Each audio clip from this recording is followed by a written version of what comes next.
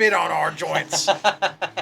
Some of us use spit to glue them together. That's right. That's Do you think we fucking feared key. that shit? Hell no. Saliva, We sativa, you think that's a coincidence? We double licked and sucked our bloods.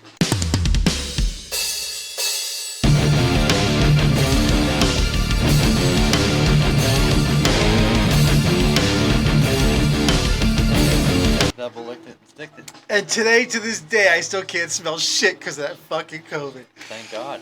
Yeah, buddy. Yeah. Probably did you. Kicked my ass. Probably did us all a favor. I mean, I don't know what it We was. both thought I was really bad.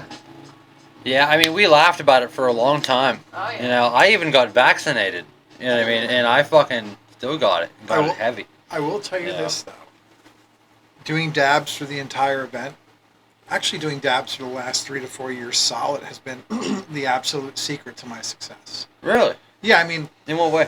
I had COVID many times, but totally fucking forgot about it. Blowtorching it out of your system. Just completely fucking Just way fried. stoned to even remember I have no any of the idea. symptoms. I'm like, whatever. It's like haven't showered in I 9 actually days. just was fucking listening to this Good thing smell. before you came down that actually people who smoke and tobacco users are less likely to get Alzheimer's. You know, something about the tobacco in your system. You know, that it kind of has a little bit of a blocker in there that, you know, kind of helps your brain. Tobacco's interesting, good you for know. you for Alzheimer's? Yeah. I mean, if I'm picking up, you know, what he was putting down, and like this guy, like, I mean, he doesn't smoke, but he has like 5 milligram nicotine like lozenges, you know, a couple days a week, you know, we'll suck on a nicotine lozenger, you know, because he's on the forefront of brain studies and things like that, so they're finding out all kinds of cool shit. No, I don't think we have to do that anymore. You know, Right. I think that realistically, like, that was too stiff to try to like do some introduction. You know what I mean? Like, we're just fucking. Oh yeah, I'm the guy yeah. who does the drugs and shit from the church. You know, The Church yeah, of Drugs, realistically, you know. I'm the guy who brings vanilla ice cream to the party. Yeah, I figured we're just gonna get in it. You know. Important to say we are no You way brought ice cream? affiliated with Breyers. No, I'm unfortunately not even allowed to associate with that at all. Dairy. The dairy family at all. I've been banned. Fucking You out of the circle. lactose intolerant podcasting Yeah. littles. I've been working to try to build up my intolerance, but it's one of those things that takes time. Well, it's good because this isn't all that I brought. This again I mean, is. this is pretty much the only fucking snack. I'm going to give you a clue. All right, so I'm featuring a new product out of the church / AKA Camp Sweet Leaf. And when I say I'm featuring, we're carrying it for the public to be able to use, and it's just an extension of. It's an extension of some of the products that are made available for people to consume or to use, to feel adjusted or get regular, or whatever, to get high. But can you guess what it is? Can you guess what it is that we're going to be trying to put together this weekend for the? And the ice cream's the clue. I mean, yeah, I mean, and I mean the Moon Day okay. Apple soda and ice cream. Don't pay too much attention to the apple because it's really just a favorite flavor of mine. But it's Okay, right, okay. But I mean, some form of slushy something. Getting there. You I know mean, what? I don't know. I'm not really a We're desserter. fucking close enough to advance the ball because there's also a bong in here and I want to start getting high. So we're just gonna. And if you look to your side there, I provided a tray for you that was provided to me by the Aw, church. You know, courtesy so of the I church. remember this last time you were like, I can't believe you didn't even have a Now fucking you know what tray I here. don't see. Uh-oh. What the fuck did we forget? No, there was a bong that was. Oh, well, that, special occasion. Yeah. Oh, all right, because it's UV. It glows like I do. I thought maybe that thing was going to be on the table with me. Oh, I wish that we could. And where's the black lights? I did request black I know, lights. if we had enough fucking black lights to get some coverage in the room, it would be perfect. But, unfortunately, we need some high grade LED black lights. Laura, is this my camera? Courtesy of Amazon. Okay. So I'm gonna douche out for a minute here. Oh, no, dude, this is so fucking cool. Man, that is too wild. Can the root beer one a little to the left? Don't tell me what to do. Who the hell do you think you are? Exit stage left. The producer. Fired! Fired! That was an important time to I'm thank coming Laura for to you. find the time I would do it for you, but I That's figured you're an cool. adult. at a mothering to Yourself. produce. This is exciting because this is like the precipice, dude, of what's maybe to come, dude. I mean, this is something that I never even thought was on the spectrum, dude. Of Since intake. since the suppository, this has had me. There's been I nothing. didn't even go that route. There's been nothing less exciting or more exciting. Excuse me. The anal fucking shit. All right, so here's. I guess we'll soda. Yeah. So we have refreshing beverages that are made with natural ingredients, and in some cases we could mix them to make Can I delicious. get one that's not in a shot? Which one do you not have? Probably over The here. first 3 are in the shot. Okay, yeah. The So pink any of one. those. Well, I I was gonna hold off on those. That's the reason why. Is they're this not. the next? Oh, okay. Go ahead. I'm trying to Please stall continue. and make your podcast an hour and 20 minutes. The hell's Please wrong make it with you? 3 hours. Nice. Anyway, so I'm thinking root beer floats, orange creamsicles. That's why we're having ice cream, or I'm having it. Apparently, your Wow. sissy intestinal ass isn't having anything at all. Dude, Or I you will fucking could have a go to my virgin if you grave want. for dairy. Ice cream and just you could have some apple if you want, or bring down your own favorite soda. But so anyway, root beer, orange creamsicle, and cola. But wait, there's more. You impatient bastard. This is a dragonberry flavored energy drink that's got, not only 10 milligrams. So first of all, these are 10 milligram THCs. So it's 10 And milligrams that's per can. per 10. can. Okay. And aside from the fact they're absolutely delicious. And by the way, they are metered too. So if you want to drink half a can, it'll show you 5 milligrams and then 10 for the whole thing. So if you want to go half Man, an that's a genius move there because you could get really fucked up, without having If you any don't- idea how yeah. much you're drinking. Yep, if You you- got to be able to gauge it. And of course, you could always, be responsible and, mixology and, play bartender with it and measure it out. But anyway, so no calories, vitamin B6, vitamin BC, L-theanine, 90 milligrams of caffeine and 10 milligrams of THC. So that's what's in the PACE, which is the dragonberry flavored energy drink. And then for those of us who are us, the people that are enjoying the seltzers, you have, let's see, this is a Fucking grapefruit hibiscus. Oh shit. Yeah, so this is again a no calorie, or very little calorie. I think it's 10 calories per can, and it is a lightly flavored, however very gratifying seltzer. And I see from here gluten free on most of them. Yeah, That's pretty unbelievable. I mean, most of this stuff has just so much bullshit in it. I mean, that's pretty much the only reason I drink this Bang is it's got no sugar, it's got 0 calories. I mean, it's got a ton of fucking caffeine in it, but as far as energy drinks go, it's pretty damn good. how are we looking with that? We see ingredients and whatnot, or no? Yeah, pretty much. I mean, yep, right there. Carbonated water, cane sugar, hibiscus, crystallized grapefruit, hemp extract, I'm natural still one to look flavors, at. not tea and caffeine. So that one does not have caffeine. This one is not an energy They're drink. chill. Yeah, they just came out of the chiller. They look cool. I'm gonna say though, I'm not in love with the name Cantrip. Well, hang on. I really. I was trying to read. Because I see it, I read catnip when I read it on the back. Well, and here's the thing. Drinkcatnip.com. Catnip synonymous with what? I mean, I don't know. Dude, I mean, it frivolous freaks pussy behavior. out. Yeah, I mean, frivolous behavior. You don't have to be ashamed. Lower inhibition. You don't have to be ashamed, dude. It's, A lot of fucking heavy purring. don't make me the dirty fucking sailor on this Been podcast. rubbing here. herself on the carpet for an hour. There you go. Can I get fucking case? This will have it purring for 20 minutes at least, or in 20 minutes. Interesting though. I mean, like.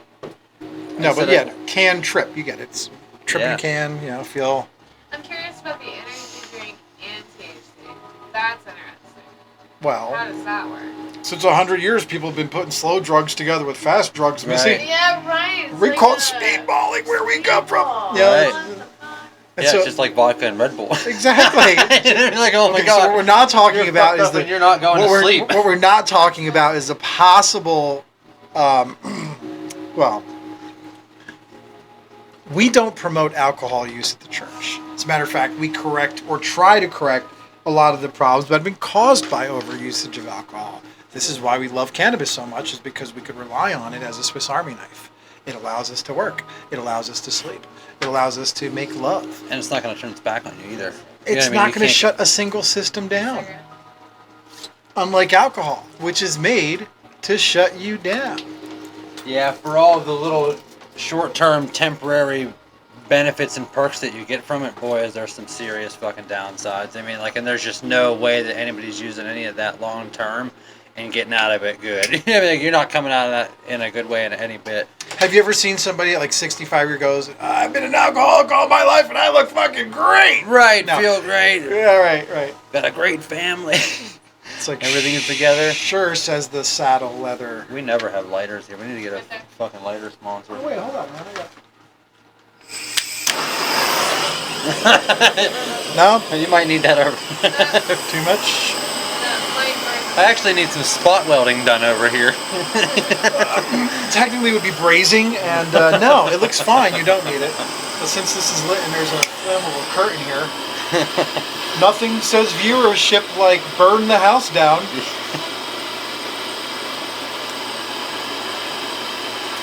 A good producer would have some talking heads on in the background. Right.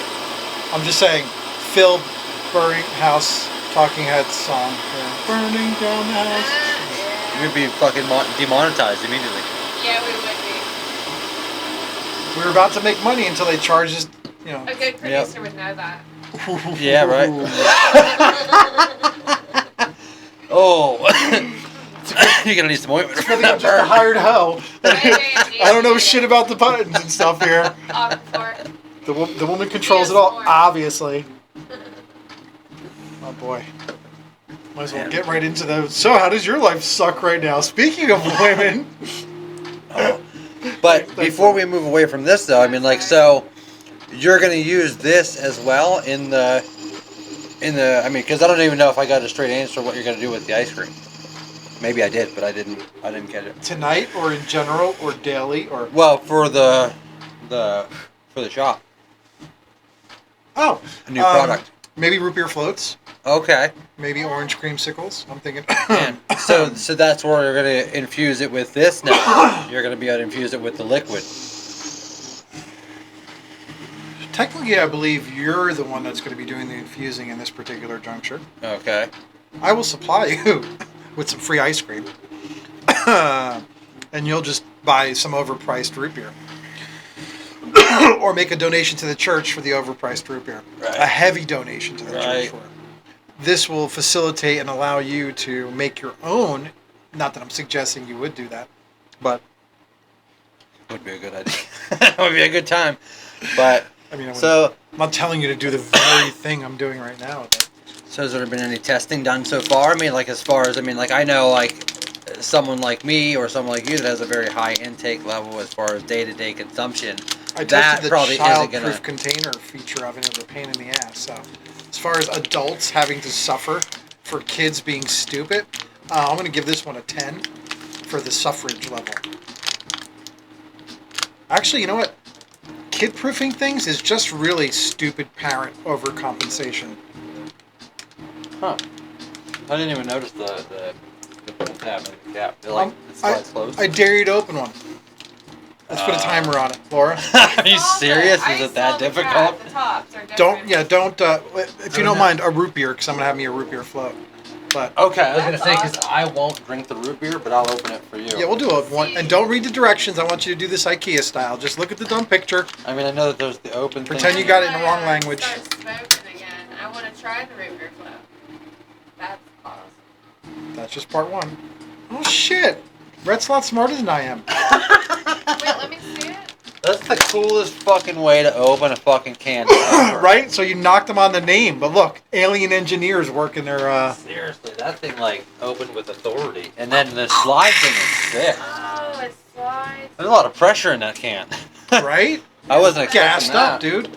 That has some carbonation in it. That's awesome. Cool. That's fucking next level can design. Sick. That was a trip. That was pretty Brought to you cool. by Can Trip. Yeah, I'm gonna get them to sponsor the podcast now. Uh-oh. Uh-oh. We don't want that. Oh no. Right, that would. Don't give us free THC service. We'll be the lab rats. It's actually important to You say need to beef these are fucking not things using up. Free. This is all being donated by the church. Spatula. Well, I wasn't gonna be like, You're yo, prepared. get me an ice cream scoop. You're I would have had to prepared. text you I'm and gonna- ask you if I could borrow one. Neanderthal If massage. So I put your fucking rake out Or beside not the door even- so I didn't forget. Who to the empty hell are it. you telling to go get an ice cream scoop? I'm the producer. Yeah, right. Excuse me. Brought my own. Why do I look like a fucking intern? Right. Oh my god. I'm not an Fucking assistant, producer of bitch. this fucking show, motherfucker. What? Because I'm wearing a skirt, I gotta go get you the ice cream I scoop. have a bad feeling he's gonna be against women for like a week. Scorn, just walking around fucking scorn. And I'm just sitting here just being the fucking target. No way. I'm in such a good It's mood. your fault despite- for being a woman in I- this room. I actually went home and I was like, I'm in a really good mood. I joined a gym today. You know, came in with my new short. Every douchebag goes out and gets, shorts Hell and yeah. fucking cut off shit for his new gym experience he's not going to do. I'm really good at cutting the sleeves off if you need any help. No, you can't cut them. You have to actually look like you invested in the effort. Okay. Otherwise, it just doesn't work. Right. Right? Because it's guilt is the reason why you're there. You're not there because you feel good about yourself. Well, You're usually right. there Nobody because- walking in the door feels good about themselves, or else they wouldn't be there. In Right. most cases, They're you know, there you're there to for feel. self-improvement. You know, whether it's, I mean, a lot of people aren't even there for physical improvement because it is a mental game too. Being in there, like you feel better going in there for 30 minutes, even if you're not in there jacking yourself up the whole time. Like you feel better being in there because you took the time and the effort to fucking go there and check in and fucking be, there doing something. Even if you're just walking on the fucking treadmill. Like I used to just go in there and just fuck around for 30 minutes. As long as I was working up a sweat, man, like, for the longest time, I didn't really worry about having any kind of particular regimen or goal, like, it just feels good to be in there. I'm hoping to be able to do that at home because it's a lot cheaper, but frothy. Frothiest. Dude, shoot a got milk fucking ad here in about 10 minutes. What could you possibly be laughing at? Don't worry, you're gonna get one. The fucking Producer's thumbnail got right it. there. The thumbnail. There's nothing like leaving the flavor on your mustache and then revisiting it an hour later. What it was called when I was Right? the flavor saver. I mean, That's what dude, this even the soul patch. When you're a working man and you're like, it's 10 a.m. in the morning, and you're going to work with it on your breath, and you lick, and you're like, and you laugh at yourself. Nothing more gratifying in life. Those are those are the secrets to being a man. Yeah, it's just a little joy, Mhm. You get to take that with you, even after it's gone. Oh yeah, man. Fuck, I had extra fucking ranch on that. Yeah, oh, I forgot. Everybody else knew, but I'm just finding out. Fuck. Ah. All right, I so mean, as hey, far- the trainees are gonna get to enjoy it too now. There's hormones. Girls are with mustaches, and it's cool. let me try it. Yeah. It's worth a I'm looking forward to multiple orgasms. at whatever cost. I heard. I'm like talking on the mic on the wrong side, like Yeah, you have free range to move that thing coming any way you want. coming up on her neck. Hey, baby. Sweet Getting whispers. under the hood.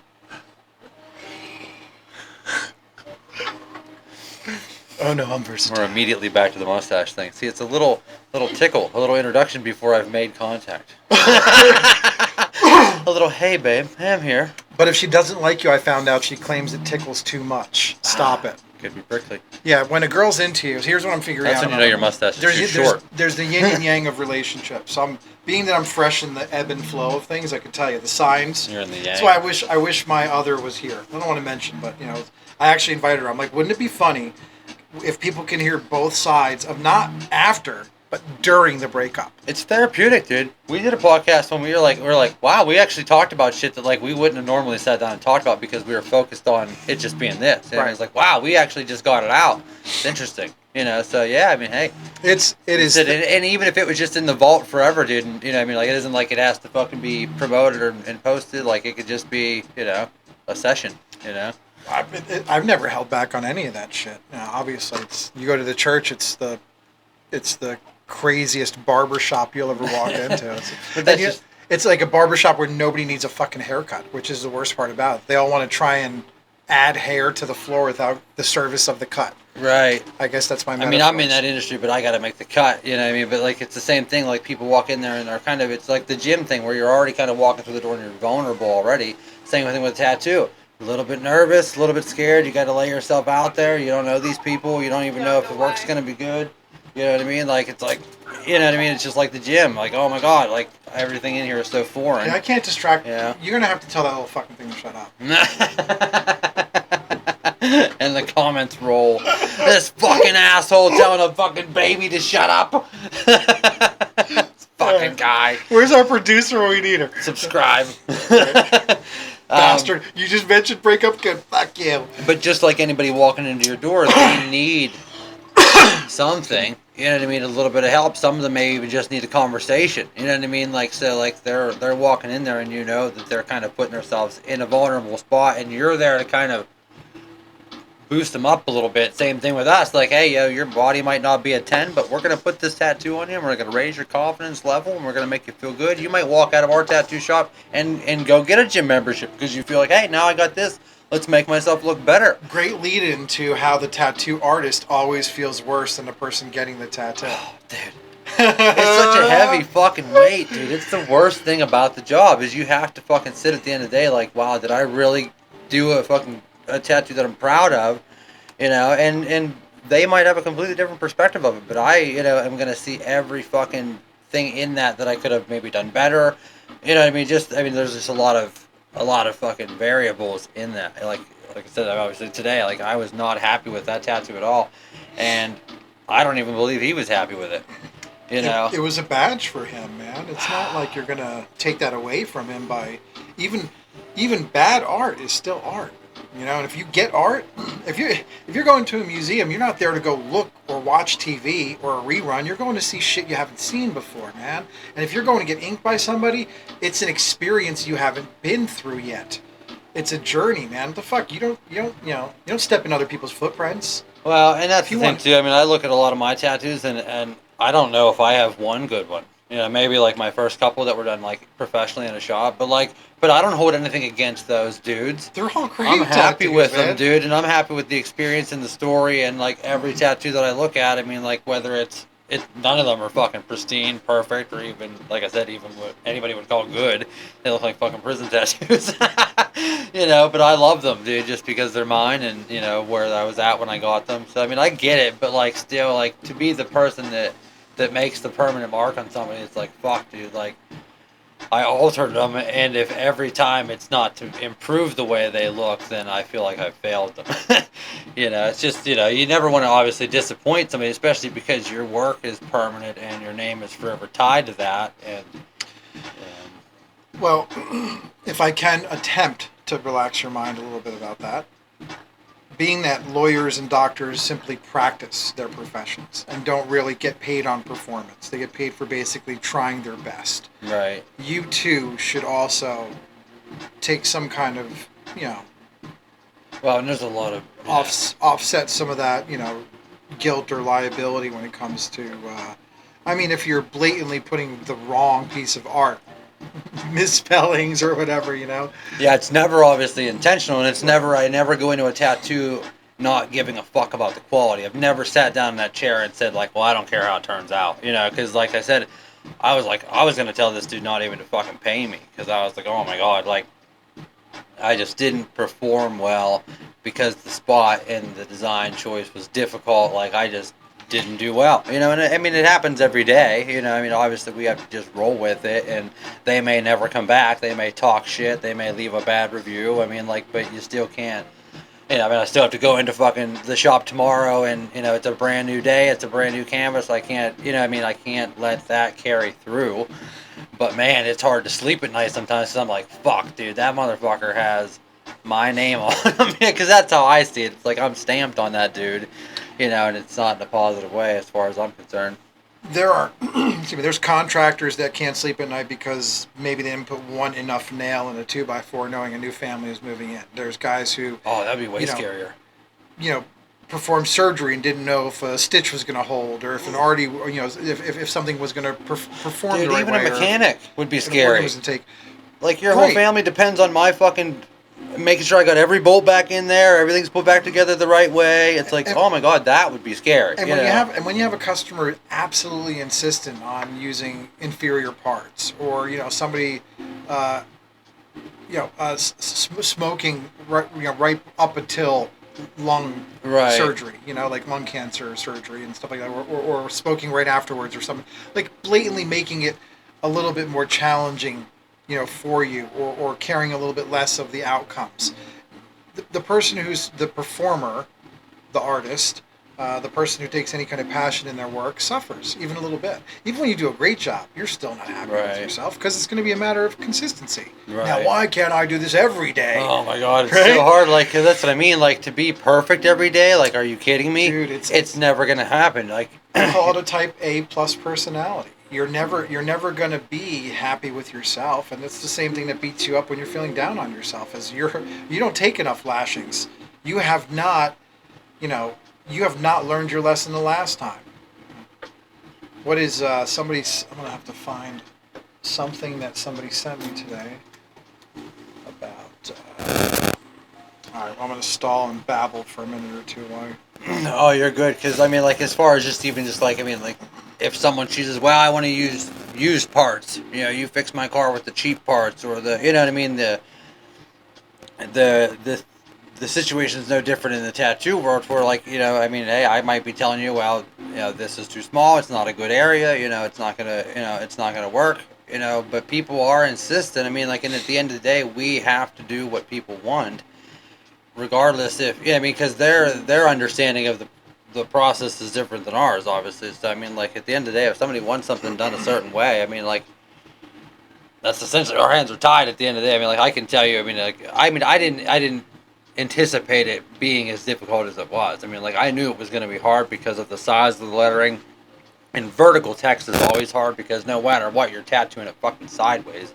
You know what I mean? Like, and I can't lay them down flat because then you're going to pull the skin back into the middle of the back. So, like, you have to have a good stretch. So, like, he's leaned over our chair, so, like, I have to tattoo the lettering vertical. It's Old English, and this kid had a pretty muscular back, so his dip in the spine was deep. So, like, half-inch lettering, and now I'm trying to get in there, it's like, fuck, I'm going up. And then some people just have really tough skin on the back of their neck, so, like, at the top of the lettering, there was wings coming out onto the shoulders, just little wings, but, like, just very tough skin to tattoo, and your skin's been either stretched from, whatever, working out, sun beating down on it, you know what I mean? Like, you just have very tough skin on the back of your neck. The nape of your neck on anybody is just very tough skin. So, like, it was just very difficult even once I got up into there and my fucking stencil was all fucked up. I mean, like, thankfully, I am so content and comfortable even if my stencil has completely washed away because I've done so much freehand work and I'm an artist that can work on the fly like that. Like, these are wings. I've done a fucking billion wings. You know what I mean? So, like, I don't stress too much about the stencil stuff, but it just made it so hard to get in there and just do what needed to be done. Like, it just from fucking bottom to top, that thing just was not working the whole way, man. It was just so stressful. And, like, I walk into the shop, like I said, perfect mindset. Like I said, I got solid fucking feedback on that cover up the day before, and I'm like, I'm feeling good. This is an easy tattoo. Fucking lettering up the fucking back, wings, and I fucking plane on fire, dude. Crashed and fucking burned, dude. And, like, it's like I truly believe that, like, everybody in the room can see it as badly as I can, and it's like we're all just standing there like, oh fuck.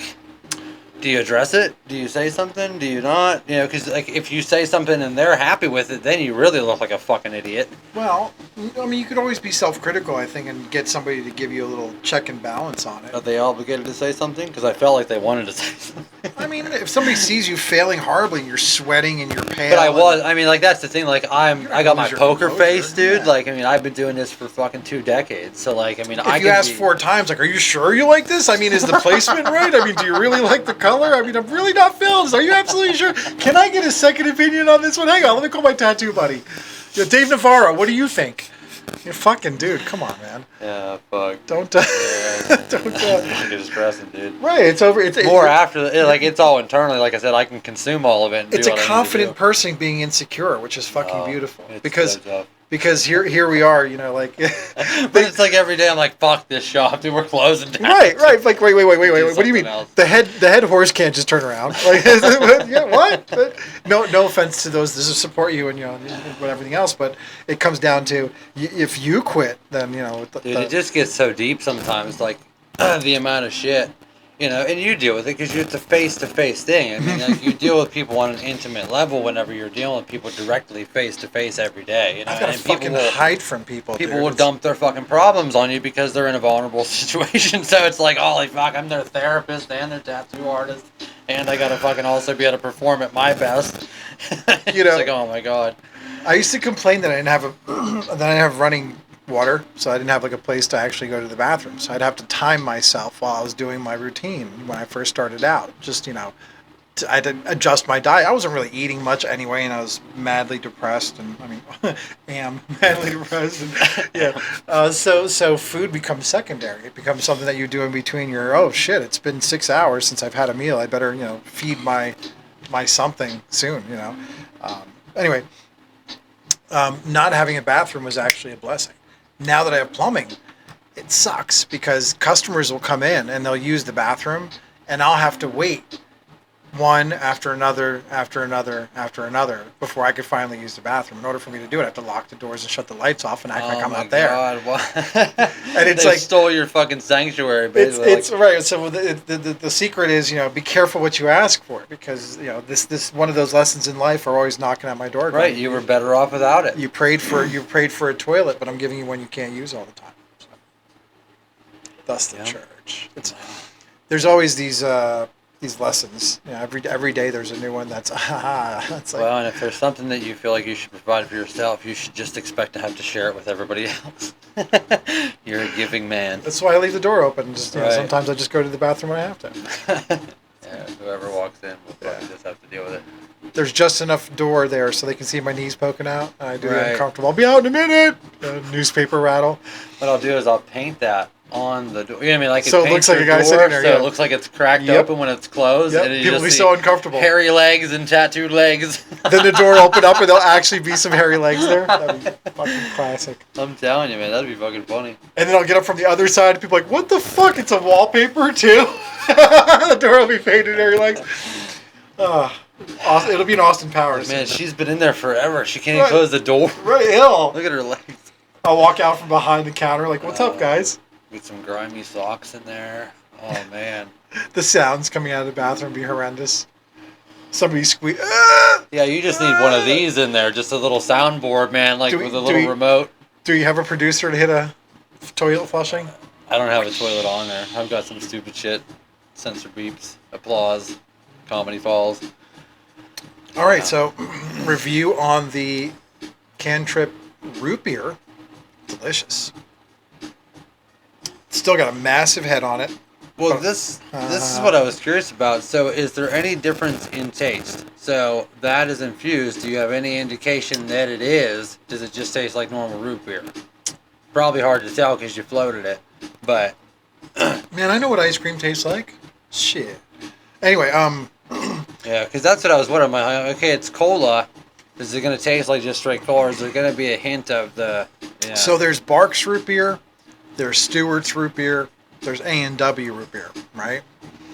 I'm sure there's a handful of other root beers out there, but as far as I'm concerned, those are the three worlds of root beer. Am I missing one? No, those are the ones. Really, A&W and like what was Barker or whatever. Barks, B-A-R. B-A-R. Because actual root beer doesn't have sugar. I learned. Like root beer, one of those two doesn't have sugar in it. I think Barks or whatever is the only one that actually has. Maybe it's caffeine. Maybe it's sugar. Why are you pulling useless factoids out of your ass, man? I'm telling you, dude. I had a conversation. I wish I could fucking phone a friend right now because I would call Ken that I work with in fucking Ohio. Because I'm telling you what, because like he was a fucking massive root beer like connoisseur. So like he'd tell you like, "Look, dude, you're drinking the wrong shit."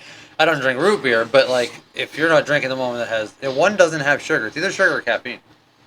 Well, I'll tell you. All my devices are tied up. I can't fucking access anything. I'm not letting you use my phone.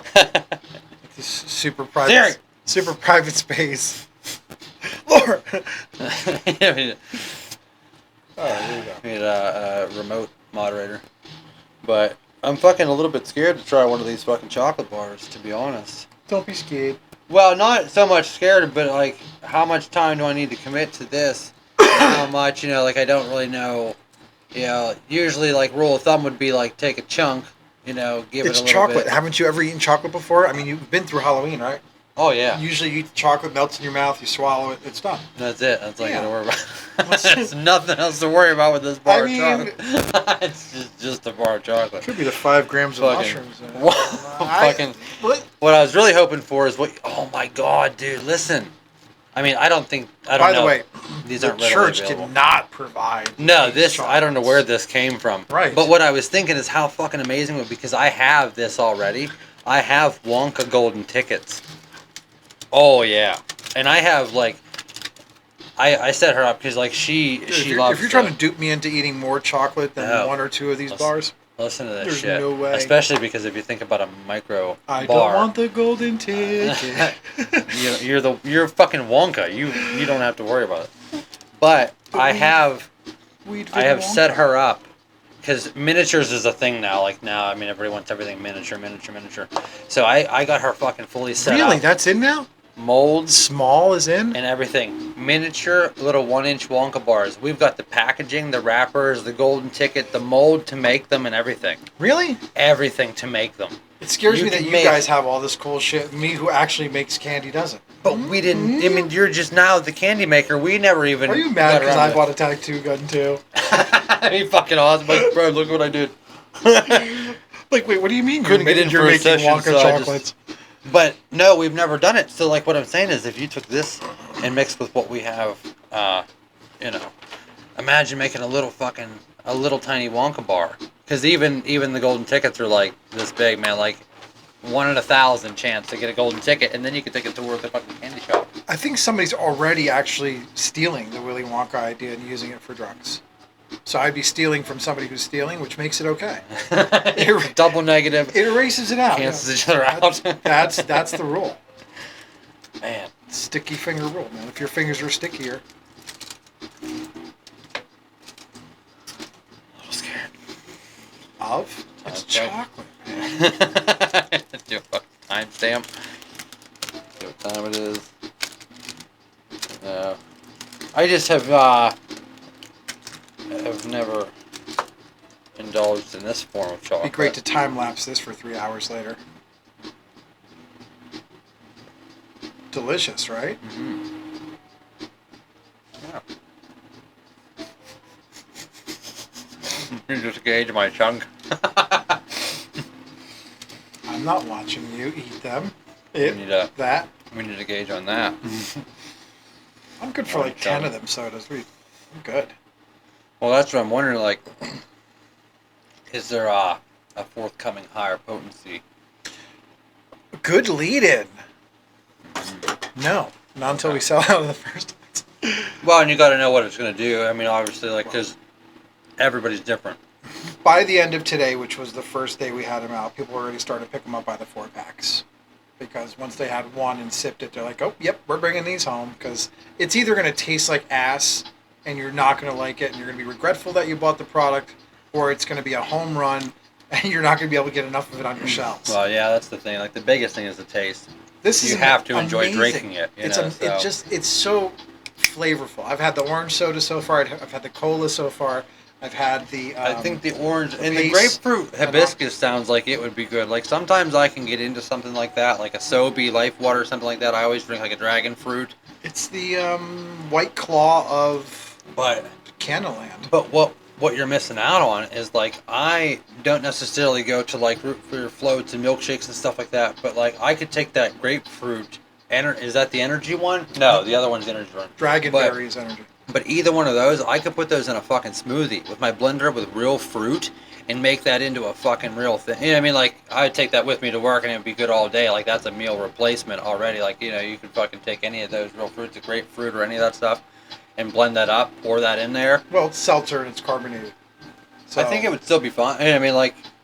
I don't know, last time you put carbonated stuff in blenders, not so good. I never have. What would happen? Probably a good reason not to. Spontaneous combustion? I mean... Fucking open a wormhole? What's gonna happen? Imagine shaking a can of soda and opening it. I wouldn't God. want to blend anything. And anyhow, especially with that compression, like fucking that C4. stuff's pretty gassed up. Yeah.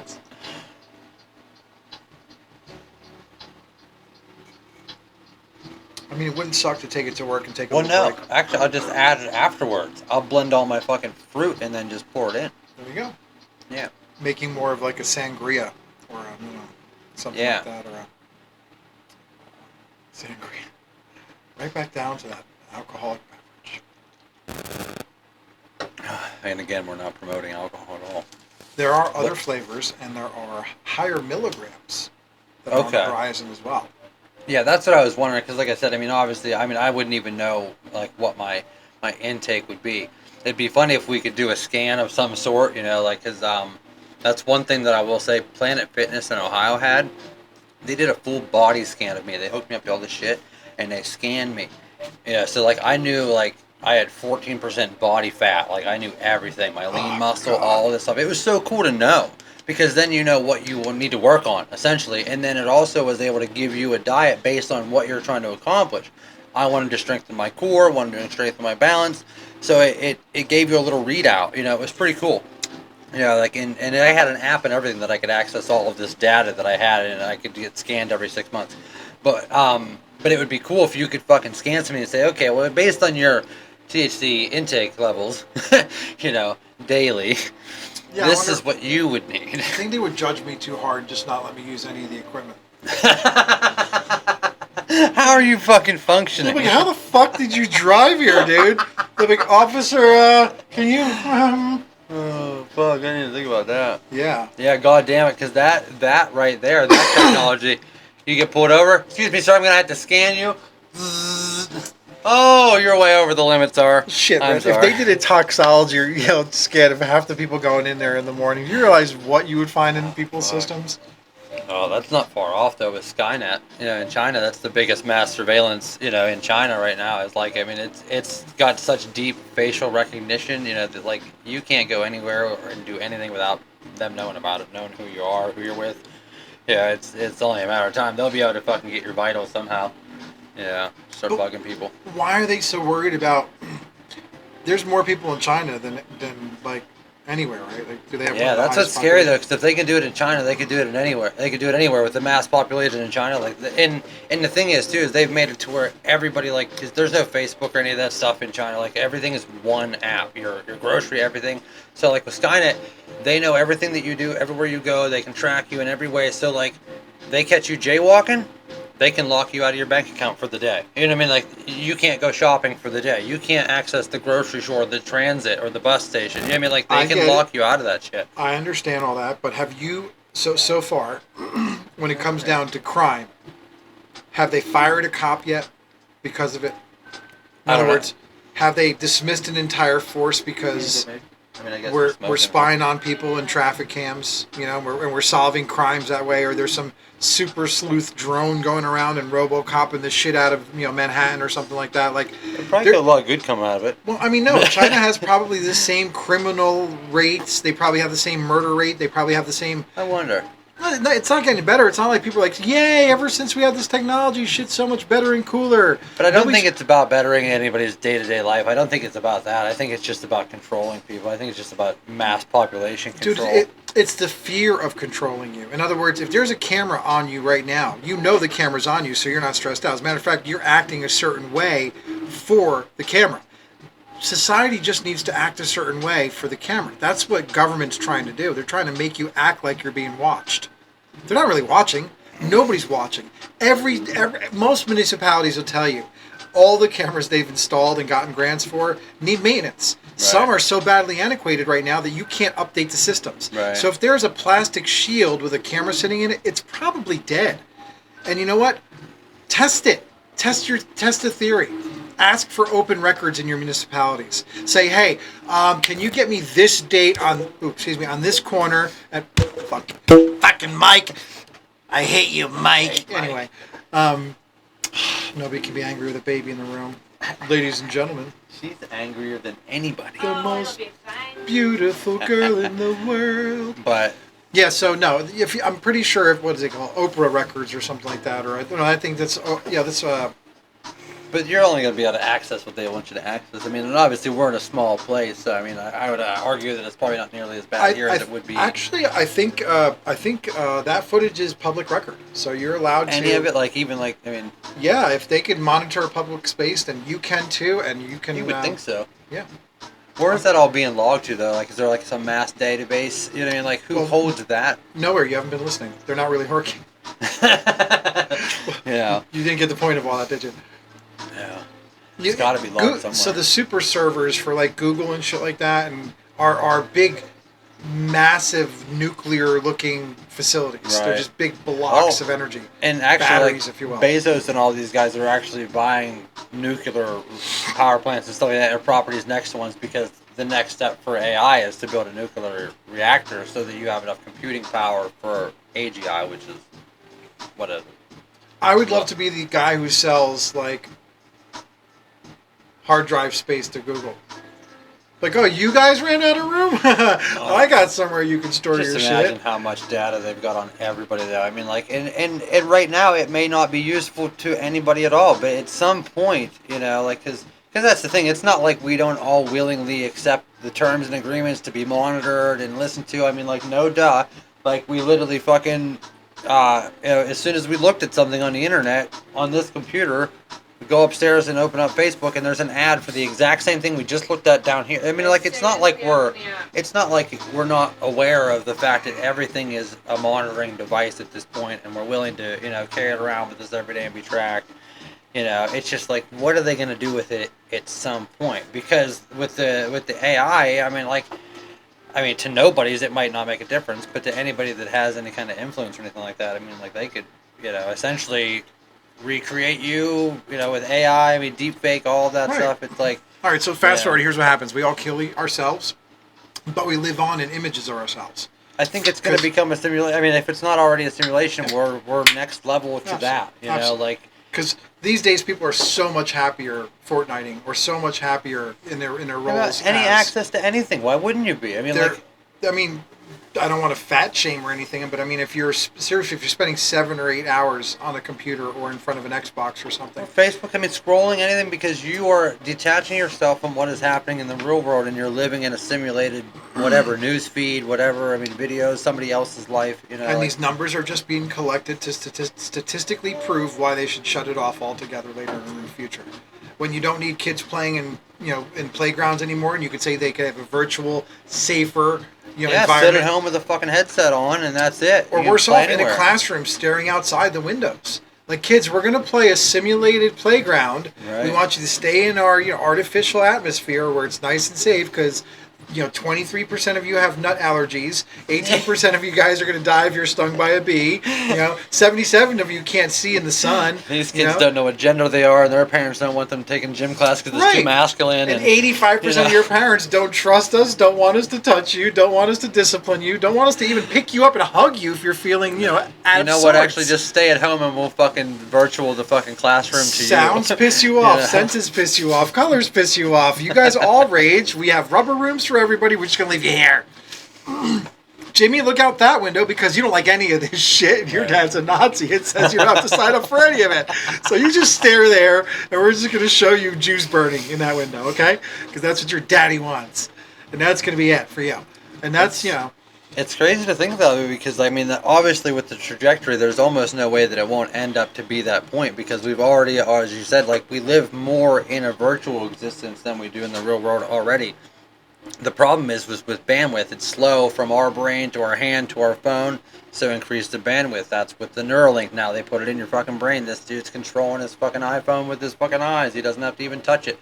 Doesn't have to even hold it. He controls PC with his fucking brain. You know what I mean? So it's like all this is happening, and I think it's just a vast cycle because we create a simulation. We then become less physical, no gender, no sex, no biology. You know what I mean? It's all becoming, this digital symbiotic creation, and then that's the next thing. You know what I mean? So, like, if you think about it, I think that's why we live in a simulation. I think that's why I believe that, because if advanced civilizations, millions of years, trillions of years, whatever, before us, were already living in a simulation, what would you need to do then to be able to enjoy things after you've expanded every vast fantasy of yours in an AI simulation? Because you would do all the things. You would be rich. You would have all of the things. You would have. I mean, like, you would explore every fantasy you'd ever have in a simulated reality. So once you've done that, what could you possibly enjoy then? So then you create a simulated world where you have to do things and you have to feel things and you have to work hard and it's not easy, and you know what I mean. So that's where it then restarts, where like now everything's back to a physical, biological, evolutionary, everything's by hand, by task, like it just goes through these cycles, of like, does that make sense? Yeah. It's like just this weird evolution that we're just in a reoccurring simulated reality to where like once you've expanded all of your wildest fantasy, you would have to create a life like we're living now, or we believe that we're living now, where you go through life and it's undecided and you're scared and you have feelings and emotions, because in a simulated reality you would never have to feel fear or anxiety or sadness because you wouldn't have to feel that. Yep. Yeah. I'm sitting here and I'm listening to you, and obviously the soda's kicking in, but or maybe it was the 17 dabs I took today are finally setting in. But testing this chocolate bar. The irony is that no matter what your fantasy, in other words, how much money you possibly have collected, or how much experience or finance or wealth, you're still just chasing after somebody else's experience, assuming that the guy next to you or the guy across the street or the woman or it had a better life and they're living it, and you're somewhat jealous of them and you want to live their life, because the best experience you could possibly ever have is the best experience somebody else has already had. You're just trying to have an original idea. We're all designed to think that that's what you should want. A big house, a lot of money, a family, kids, lots of love. But the guy in the big house just wants to be in a fucking cardboard box and he wants to release. It's like, once you have it all, the only thing you can ask for is somebody else's all. And their best effort is going to be probably right about where your best effort was. Assuming you had no hurdles in your life, or you were silver spooned, or you're a trust fund baby, you can have anything you want. You're going to probably end up on the same street, at the same traffic light, in the same neighborhood, with the same douchebag who's got about the same net worth, or his dad's got about the same net worth. And you're going to look at each other, and you're both going to suffer from little dick syndrome for about 10 seconds. And one of you is going to fucking drive right to a car dealership. The other one's going to drive to a fucking tailor. One's going to get a new suit. And then you're both going to end up banging women who don't want to be near you. Or a guy. But that happens on every corner, in every, neighborhood. Every community that's got money has got their pretentious corner or crossroad where that happens. It's almost designed to happen. AI has been in our heads back when sales ad executives were doing this kind of stuff. They had to just guess at it. And now they're just collecting information. God, those poor people without work. Like, there's no longer sales ad executives. They're trying to figure out what it is that we want. Algorithm. We're telling them.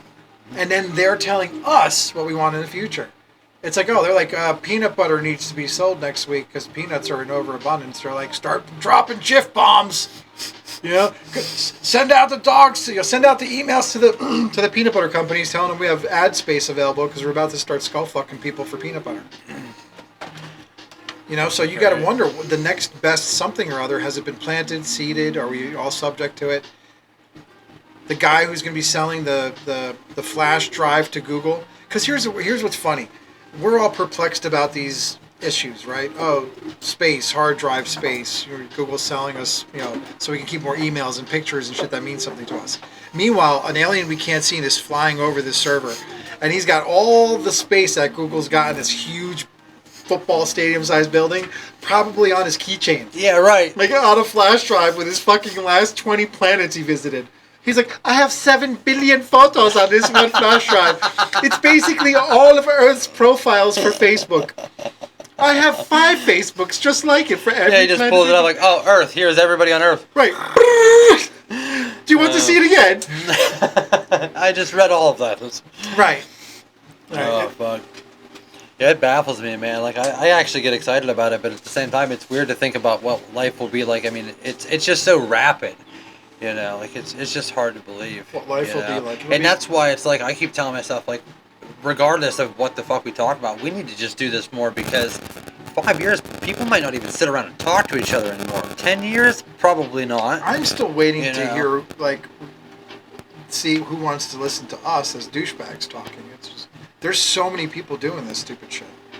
Yeah, I mean, I don't really give a fuck who watches it, but it's the same. Like I said, realistically, like I mean, how often do we just get to sit down, essentially undistracted and just bullshit? You know what I mean? So like realistically, just the conversations alone are worth it to me, just because, like I said, I don't know if people will still do this in fucking 10 years.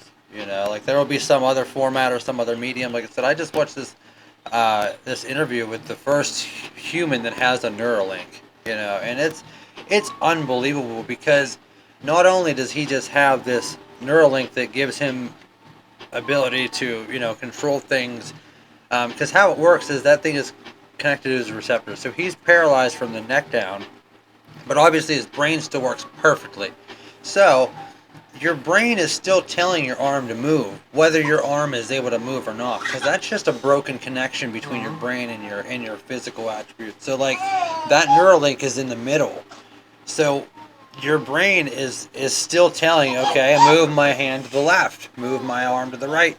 So that Neuralink is receiving that, and then there's an algorithm in place in this, and it's learning that every time he wants to move this to the left, it needs to do this. So like, as far as his brain and his everything's concerned, he's still moving like a normal human being.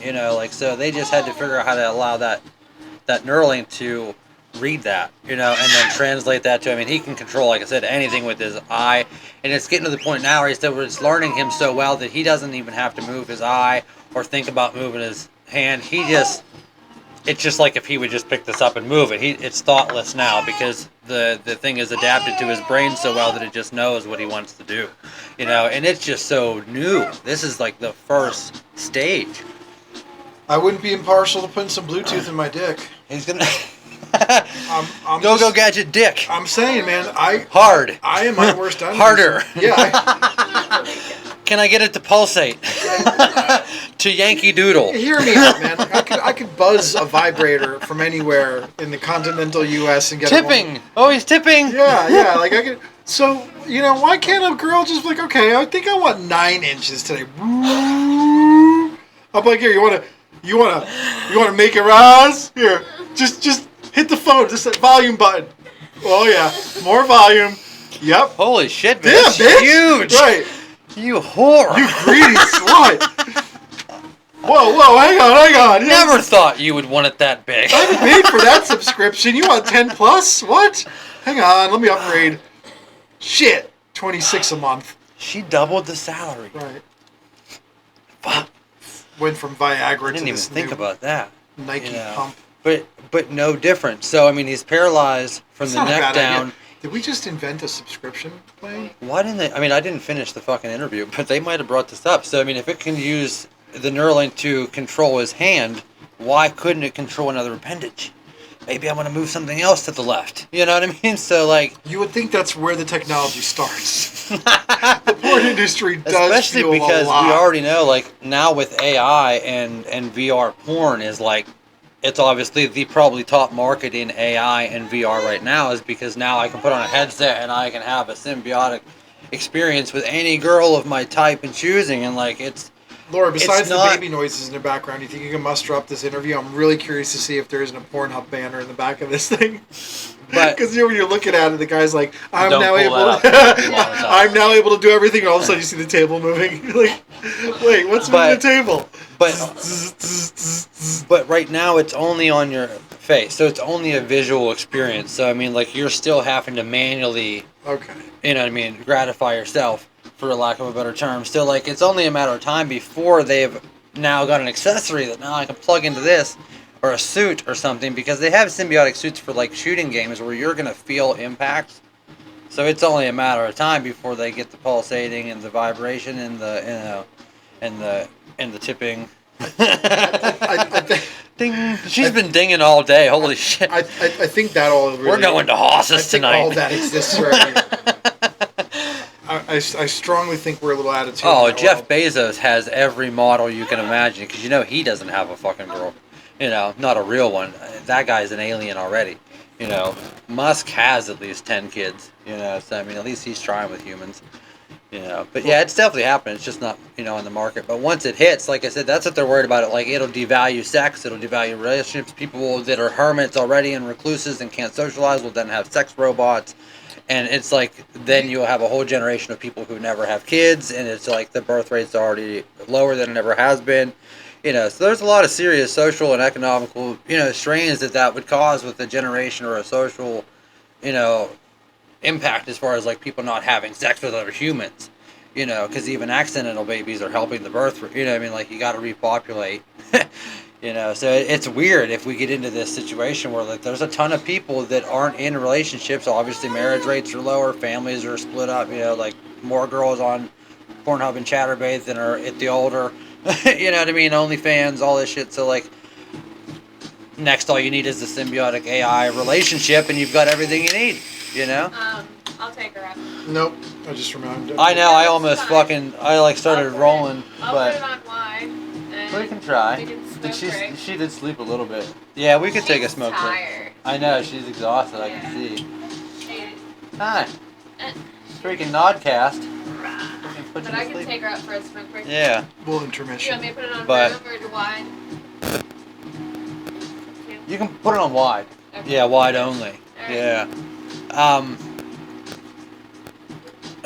But yeah, so it's gonna be weird to see like what happens. Like I said, I mean, in her generation.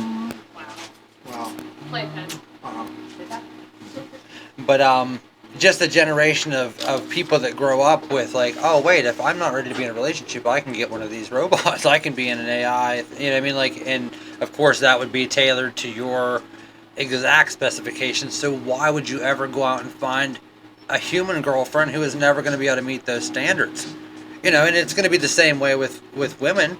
I don't have to deal with this deadbeat fucking, asshole. I just pull the guy out of the closet, ride him for 15 minutes, and I fucking put him back in the closet. I mean, like, people are just getting more and more, less and less, face to face, and just, it's just getting harder. There's too much strain on people, I think, anymore, that, like, I want to be around other people, and I get it. I feel it just, doing something I love every day in front of people, it's like, it's a lot of pressure. I mean, like, if I could just, I've said it all the time, if you could just drop your arm off, I could tattoo it, and then you come back and pick it up, man, that'd be a much better situation for me.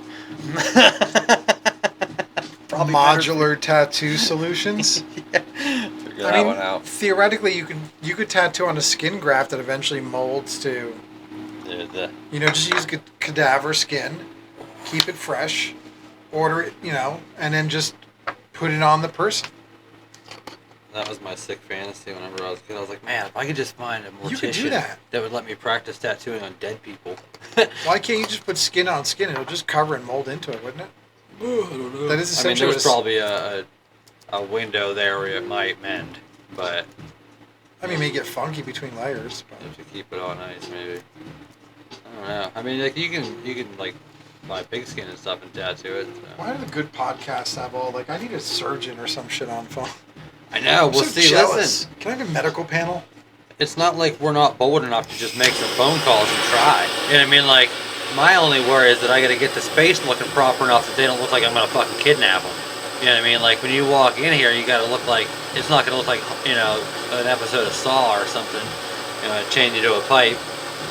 So I just got to get the space. But I like the idea, like with the pallets, I could do like another half wall pallets on this side, and then just do some painting. Some insulation that I fucking stole out of the dumpster from my neighbor. All I heard come out of your mouth is we need to start polling nursing schools to get interns to come help us here. You mean just to talk to you, or do you have a better idea for it? Oh, you said like I said medical professionals, and then you said creepy dungeon, and then I thought, well, it's my head went nursing schools. I'd like to reach out to some people to sit down and talk to, but like I said, I gotta have the space looking proper enough that where like if I was gonna point some doctor to talk to him, I want the the studio to look right. So I gotta get this space over here fixed up just so that way, like I said, it doesn't look like I'm gonna fucking kidnap him.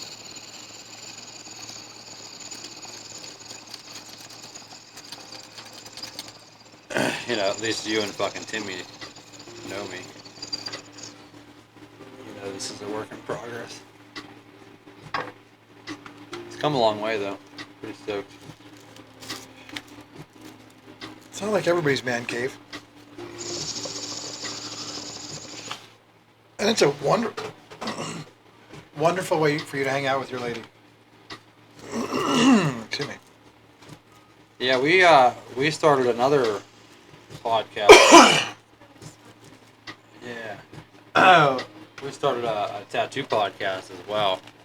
Yeah, where we're just shooting the shit of the Daily Bull from the shop, and it's been good and therapeutic too. Like I said, like to just sit down and like just vent about the daily bullshit. Like I said, because it is heavy. Even the people that come in and it's a positive experience, it's a lot to just have to hold up face, and just like be in there with those people. Oh, we can share it.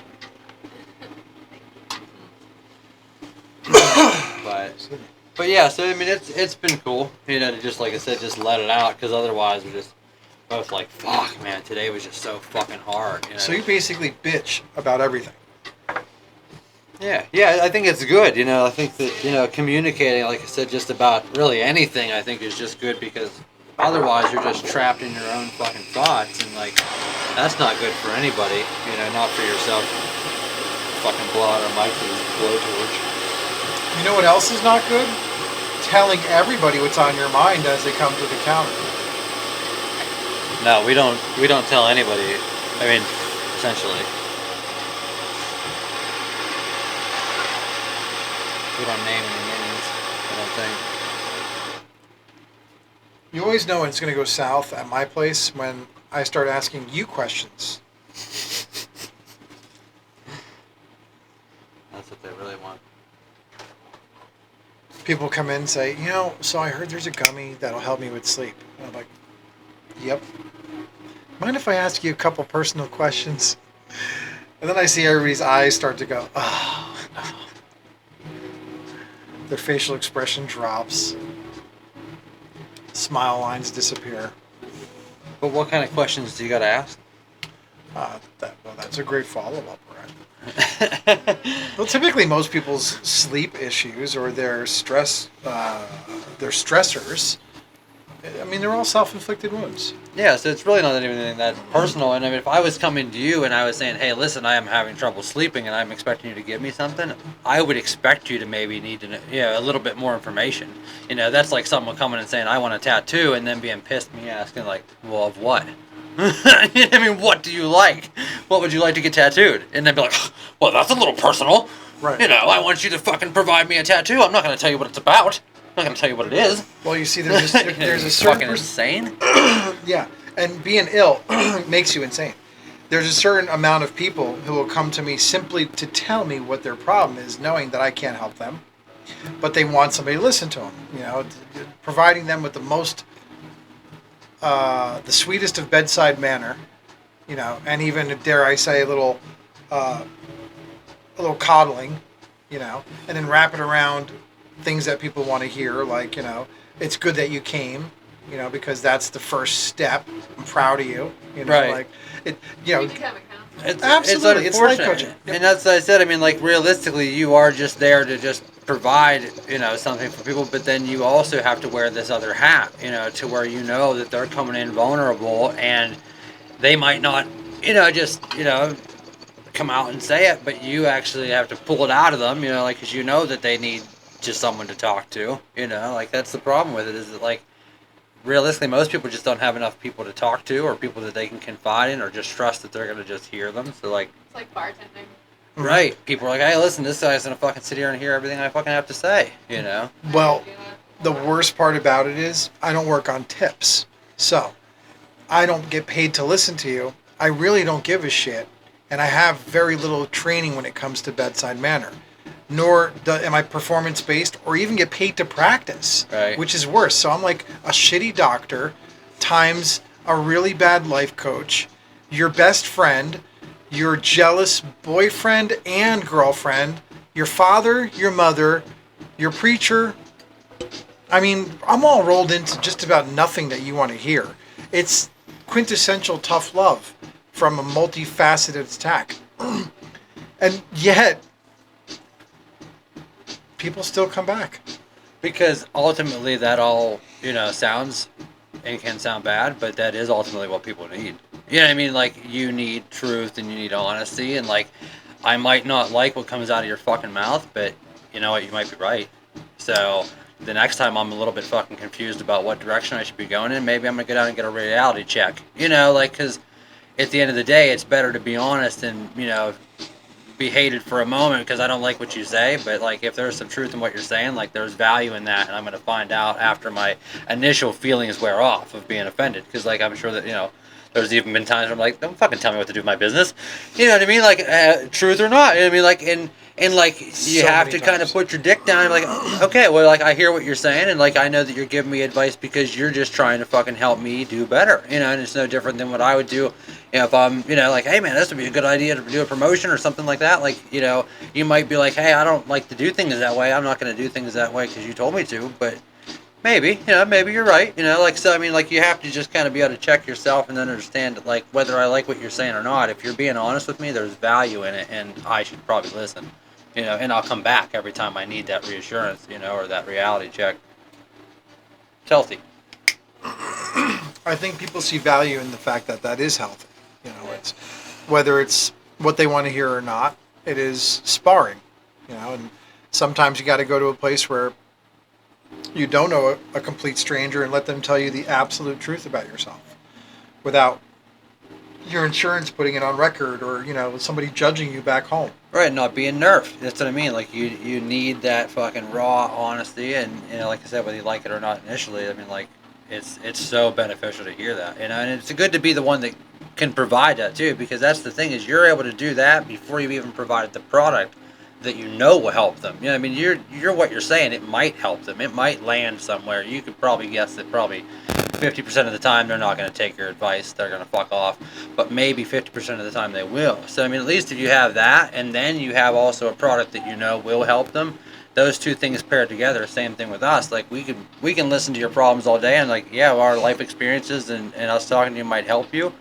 Then we're also going to give you a piece of artwork that might even help you even further. So you can take those two things together, boost your confidence a little bit, take what we said, and you might be better, and we can only hope that you're better every time you leave our fucking shop. So it's like, having those two things and being in that position is great, despite all the weight and all the bullshit. Like it's fucking heavy, but better us than because there's nobody else doing it. I mean, like everybody else just looks to see like what can they take from people, and at least we do actually give a shit about our product and our word. Like that goes so far at the end of the day.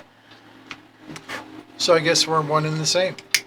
Two very passionate idiot artists who will never be happy with the level of production that we set our own standard for. And Which is healthy too, I think, because if we stood around like, oh, we're the best, oh man, everything I do is amazing, you just like, you just gotta fucking master, like, I mean, fuck, I'd jack up my prices, I'd be an asshole, like it just, I don't understand that perspective at all. I kind of live that way, so it's like I would rather sit here and be like, wow, man, I fucking suck. And everybody else tell me how great I am while I sit here and fucking want to be better. Like it's better to be driven to be better than think that you're the best and think that you can coast. Because like even if everybody in town's telling you're the greatest, like you let that shit go to your head, you're gonna quit trying to get any better. You're already the best. Like I've seen it happen with tattoo artists, like walk around all day like I'm the fucking coolest guy in town because I do the best work. It's like you just quit trying. Now you're just at the bar all day because you don't think you have to practice anymore. You know what I mean? Like you took it easy and now you suck because you're fucking drunk. Like people just, oh, I don't have to do it anymore. Like just I am what I am, and that's somebody once asked me if I do meth. They're like, dude. They're like, yeah. I mean, I guess that's I work. I've had people tell me that I have to be on drugs to do what I do and to accomplish what I do, and like. My work day is 16 hours. Like I don't really rest a lot. And when I get home from the job, there's still some project that needs to keep me occupied till I eventually pass out from fatigue. And then I just get whatever I need to survive and start all over again and see if I can better that. I was accused of doing meth because of that very reason. But it's a passion that drives you. It's not even the money anymore. You set goals and you have to accomplish them and achieve them. Right. And you'll stay up days to accomplish those goals. Oh, and that's the best way to be, I mean, like, that's true initiative there, where you're physically driven, and that's what I mean, like, the whole time, I've been tattooing, obviously now it's a little bit of a different fucking format, but it's still, like, I mean, I can I can run on 4 hours of sleep, and I wake up and I'm so motivated to just be productive, and whether that's in life, around the house, or, at the shop, it's like that is what makes me feel the best as far as like I did something today and I got something accomplished and gave somebody something good. Like it's like, man, like I can't turn it off and I don't have any other way to be. Like, I mean, it doesn't matter if I'm sweeping the floor or doing a fucking back piece or it's like I just feel good to like put my fucking head down and do a good job at something, and like quality over quantity, and just like I just was raised and it was just beaten into me to like give a fuck about what you do and keep your word and give people your best. And that was outside of tattooing as well. It's just in life. I mean, like, you gotta just fucking be real with people. Yeah, especially nowadays, everything is just so fucking fabricated nowadays. It's like, fuck, half the stuff that I even see online, I don't even know if it's real. So like, just this stuff, tangible stuff that we can see and fucking touch in front of us, like I just, that's what matters, just focus on what the fuck you control and, try not to worry about anything else. Yeah, especially because, like I said, I mean, I don't even know, what it'll be like in 10, 20 years, I mean, like, the art landscape is so weird, and we seen something, too, which was interesting. It was like, I want AI to do my laundry and dishes so I can do art, not have AI do my art so I'm stuck doing laundry and dishes, I mean, something along those lines. Like, as a human race, can we all agree that that's, that's what direction this artificial intelligence should be going in, is like, eliminating the mundane and the things that we shouldn't be stuck with doing all day, every day. I mean, find some way to, Go back to that statement, though. I mean, that in itself was probably generated by AI to skull fuck somebody who doesn't like their job as an artist, right? I mean, like, do tell. If you enjoy art, it's not work. I mean, if you enjoy laundry, it's not work. Yeah, that's why, like, when I'm doing the dishes, I'm like, fuck yeah, dude. Right. I'm like, I didn't do them. Like, I'm enjoying that. What if laundry is part of your art? Like, what if washing is part of it? What if that is your therapy? What if you like it? So, what if you have to take a break from the art aspects of things by doing laundry and dishes? You very well know when you stare at a canvas and you can't break that fucking I can't. It's the worst feeling ever. Yeah, I can't get started. Or if you're writing something down, or if you have to start poetry or a passage to something, you're like, so what is today's theme? Or in my case, what's today's sermon? Like, what lesson did I learn today? What can I speak of? Right. Or what can I convey properly? Well, even just being aware of what kind of energy you're reflecting, because like, just like in the shop, we could be feeling some kind of way here on the way, but as soon as you step through that fucking doorway, you have to absorb it and project a different kind of energy. So you have to be able to put yourself in check in that way too, where like, you might not be feeling the best coming in there, but you know that your energy is reflected onto everybody that comes in there. And if you're having a bad day and you reflect that onto everybody else, then everybody else is walking out of there having a worse day. So you have to be able to fucking harness that and ball that energy and be able to put a positive spin on just about anything and walk through there and be positive for everybody else. I was going to follow up and ask you a question based on something that you said before. You were having a shit day based on this tattoo. It seemed like it was a challenge just from everything. Font too small, placement, stretch. I mean, I think it mentioned, we can go back, you mentioned everything was wrong with it. Have you ever quit and just said, you know what, I'm not doing this tattoo today? Have you ever like, you know what, can I do something somewhere else on another part of the body, or can I pretend I have the flu or some shit? Like, Listen, dude, I like... Because if you're not into it, I mean, you can't force it, right? Dude. Like, you're not going to... The worst part about it is that there's somebody with the client feed the fucking baby, man. looking at you the whole time. And like I said, you have to fucking keep pace. You're forced... there's no escaping. Dude, and I know in relationships, like, just having an argument and then turning around... He's like... But, like, how the weight on your face do you guys survive that kind of shit? It's like cement, and you're like, ugh. Because, like I said, from bottom to top, that whole way through that tattoo, I was just progressively failing. I mean, like, just nothing was going right, and it was like, fuck, man. Like, I literally have these thoughts. I'm fuck like, my life scratched into the person's leg, like FML. I quit. Just stab the fucking thing and walk away. Just like, God, and I have these thoughts, like, is there any fucking way to get out of this? And there's not. There's not. Because, like, what are you going to do? Here, like, 3 letters and they're bad. I did 2 letters. Like, it doesn't matter if I did 1. there's just no escaping it, because all you can do is just pray to fucking God you can at some point now make that better somewhere. So like, the rule of thumb that I've adapted, and I don't know if I learned this from somewhere or if I just tell myself this, but like, just get through it. Commit it to skin, and like, anytime I'm doing a second pass on something, I will not touch that line unless I can guarantee that I can improve the quality of that line. Because if I touch it again and make it worse, then it's darker, it's thicker, it's, you know what I mean? Like, we've now got a harder situation to deal with. So like, I will not touch a line unless I can guarantee that I can improve on it. So like, a lot of times, like, I hit first pass on everything, and it was in there. But like I said, with the size of the lettering, it was just so hard. But I'm just like wanting to quit the whole time. Like, I would give anything to like life preserver. Like, there's just no way to get out of it, and there's no way to just stop. Like, but I've had that fucking thought a million times. Of course, like, not just in this tattoo, but like in the whole career. So have you ever asked a client to just come back another day? Like, I'm not feeling this. I mean, I've done that before I started the tattoo. Absolutely, I've But once you've started the tattoo, I've never just quit. All right, like, here's another one. Have you ever geared into somebody harder to make them uncomfortable for them to tap out sooner? No. Tell the fucking truth. No, that wouldn't. How about a douchebag that gave you a hard time, or somebody who just like? Dude, I don't think I could do it. You never torqued them down. Not that I couldn't viciously. Okay, let me rephrase that. You probably didn't purposely want to cause them pain, but did you maybe go into an area and revisit it a few many times, or maybe possibly a shading in an area that was a little too fresh would shorten some seat time for somebody who was a little too overbearing, or would you start in an armpit, let's say, as opposed to a bicep? No. No, because the problem is that at the end of the day, the most important thing is the quality of the tattoo. Like, whether I like you or not, or have a feeling or not. Good answer. Well, because if I would do that and I fuck up the tattoo, then I'm the asshole. So it's like, I could not like them for a billion fucking reasons, and I'm sure there's been plenty of people that I didn't like, and I probably enjoyed the fact that maybe, like, what I was doing was painful to them.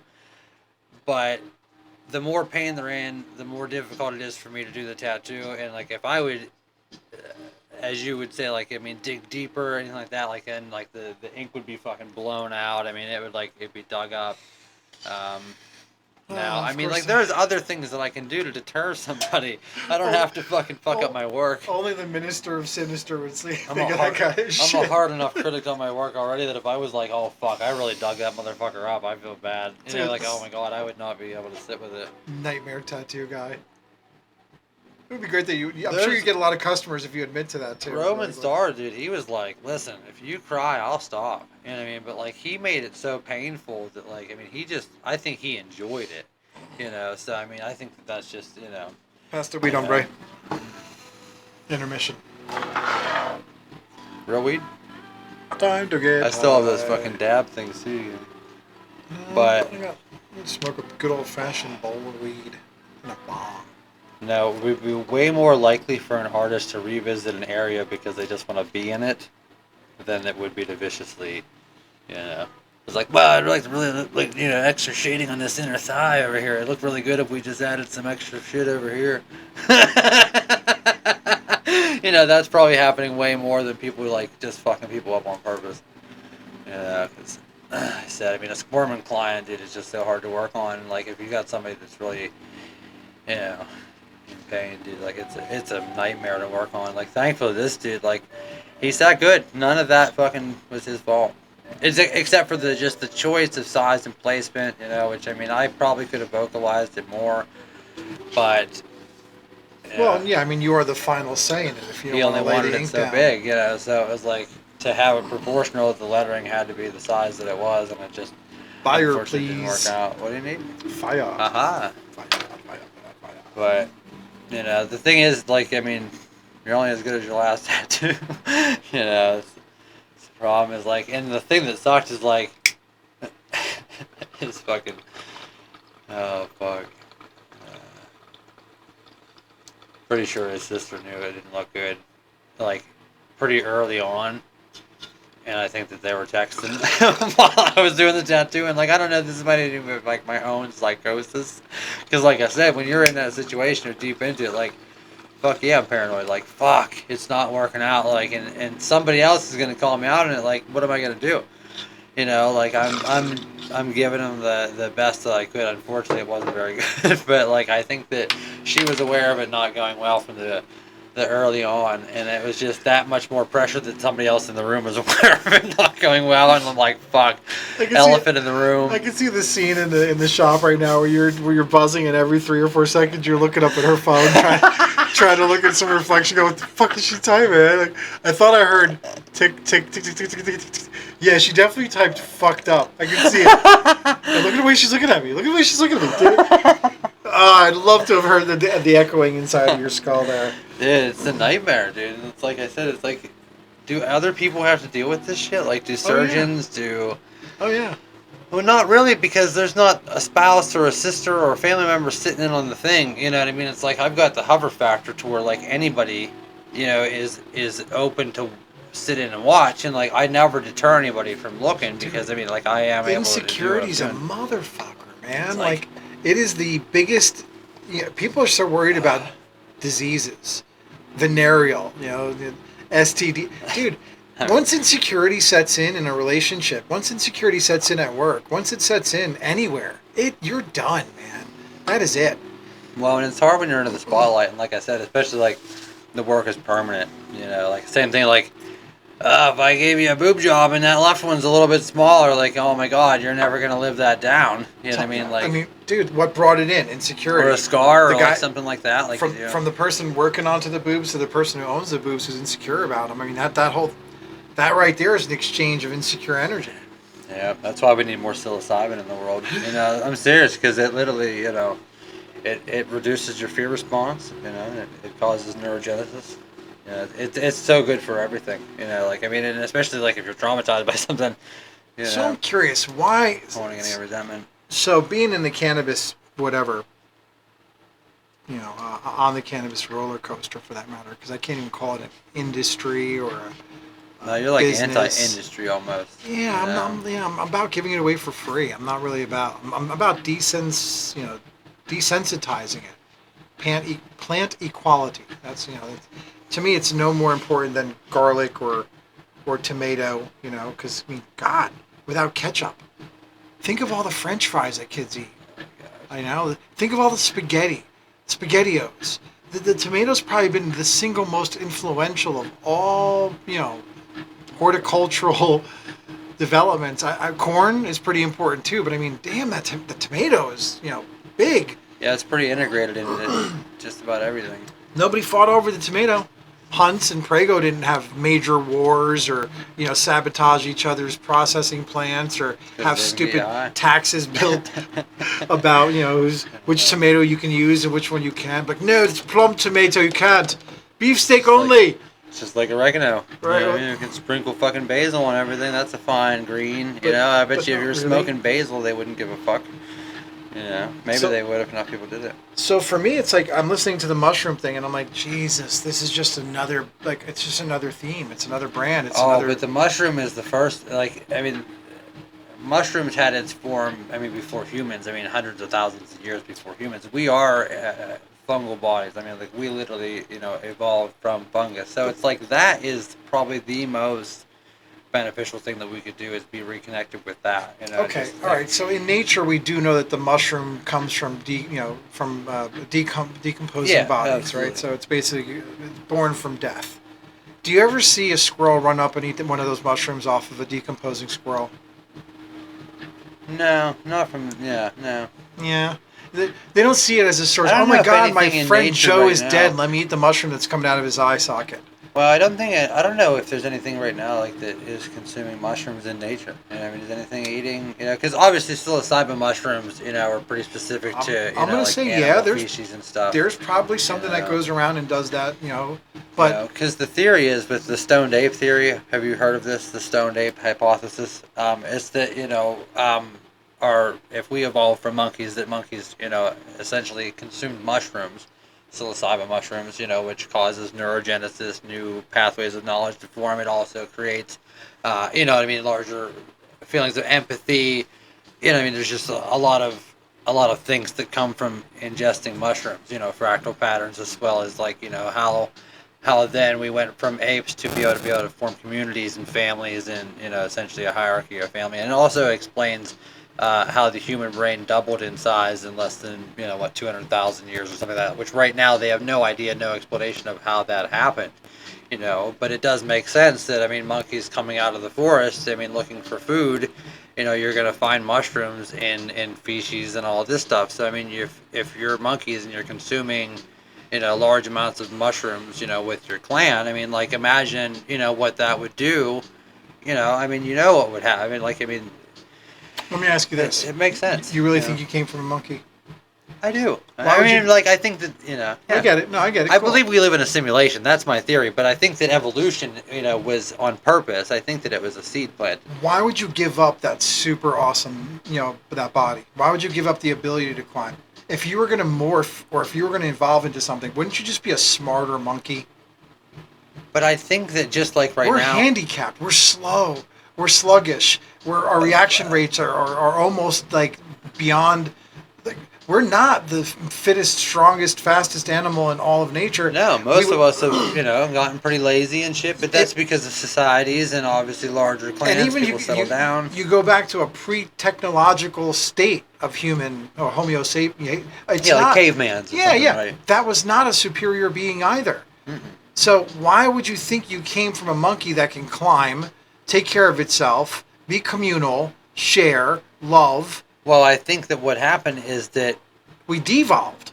right, because monkeys were forced out of the canopies based on whatever cataclysm or whatever. Things of So climate why change. take the mushrooms then if that's what made us lose all of our hair and get fat balls and get fat? Well, I guess people would argue that we obviously advanced. The reason that we don't need all of that strength is because we're not fighting off saber-tooth tigers anymore. We're not, climbing trees anymore. We're fucking sitting around watching Netflix and YouTube, So obviously we just don't have a reason or a need to be a superior species anymore. Fail to understand we don't have You the know. intellect to still continue to have a physical stature that keeps you Well, safe from and I other think- beings like you even. We're fat and lazy and complacent because, it's like we'll try and steal each other's wives and girlfriends, but we won't do a single push-up to do it.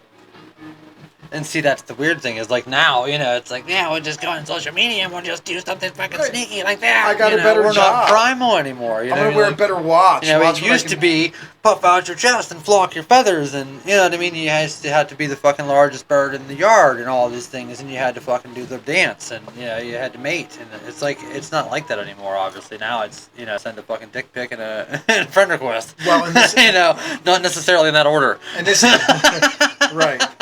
And this is why I say we are not supposed to be running around eating mushrooms because it makes us feel different. Well, I think we need to resort back to what we were. You know what I mean? You say 1950, but I think we should go further back. I think we need to go back to where we're more connected with nature, and I think that we need to be out and we need to be consuming things that are natural to the earth and not, in the pharmaceutical, and in the technological. I just think that we're all too wrapped up in all this, and I think that realistically, I read this thing that said that there's a potential because of the way that things are right now. Think about kids growing up with their parents as influencers and YouTubers and on their phones all the time. It's going to create maybe a generation that will resent technology a little bit. So, there's an opportunity there for, you see, maybe teenagers that are going to have meetups without cell phones and going to meet up, in the fucking park and not be, attached to technology and be monitored and be on Facebook because, look at their fucking parents all day glued like this, it might have a positive reform to where, people might want to detach, and I had this thing, it was a picture of a mural I seen somewhere in California, and it said, in the future, we will all wish to be anonymous for 15 minutes, and that's kind of funny because it stands true because obviously for the longest time everybody wants to be somebody and recognized and be on YouTube and be famous, but what you're going to want in the future is to just be fucking invisible for a minute because you're going to be seen everywhere doing everything, and every choice you make and every decision you make is going to be monitored, and you're gonna want to be invisible. You're gonna want to be able to find places where there's no cameras and no Wi-Fi, and I mean, like it's why people fucking travel across the country to disconnect, because they know like I'm you're far too consumed by it. I'm so addicted to my social media, man. It's like Well, we're in it, I mean, like just like right now. I mean, it's just like it's enjoyable, but there is a limit. It's scary what it'll become. We're not really in it, man. I mean, I'm in it, Oh man, it's a very small circus Oh yeah, right. tent. We're not hitting 100Ks or anything like that. I mean, like I had a couple hit, but I mean, as far as a following, yeah. But even we're not in it. Even if 1 million people see this or listen to it, or even if you get fans, Yeah, it's nothing anymore. I mean, it's really the scale again. It's you're just going to be at that corner looking at the guy next to you with more views and more hours. And you're going to be jealous of him, and that's where the disconnect comes in. So at least like at the end of the day, I mean, like I put something up. I watch the numbers. I'll obviously hope to make it to the point where at least this could start maybe monetizing itself, and that's obviously the goal of doing all. I mean, aside from just like I said, the in-person benefits. But yeah, I mean, obviously anybody that does this hopes to be making money from it, and you could only hope that maybe 5-10 years from now, maybe I don't have to fucking go in there 7 days a week and tattoo. Maybe I can make a little bit of money just sharing a perspective and talking to interesting people, and I'm really hoping that once Alzheimer's kicks in, you'll be able to play this back in front of me to show me what kind of a fucking imbecile I was. And maybe I mean, we hope that smoke some cigarettes. That'll help. Yeah, you need some nicotine.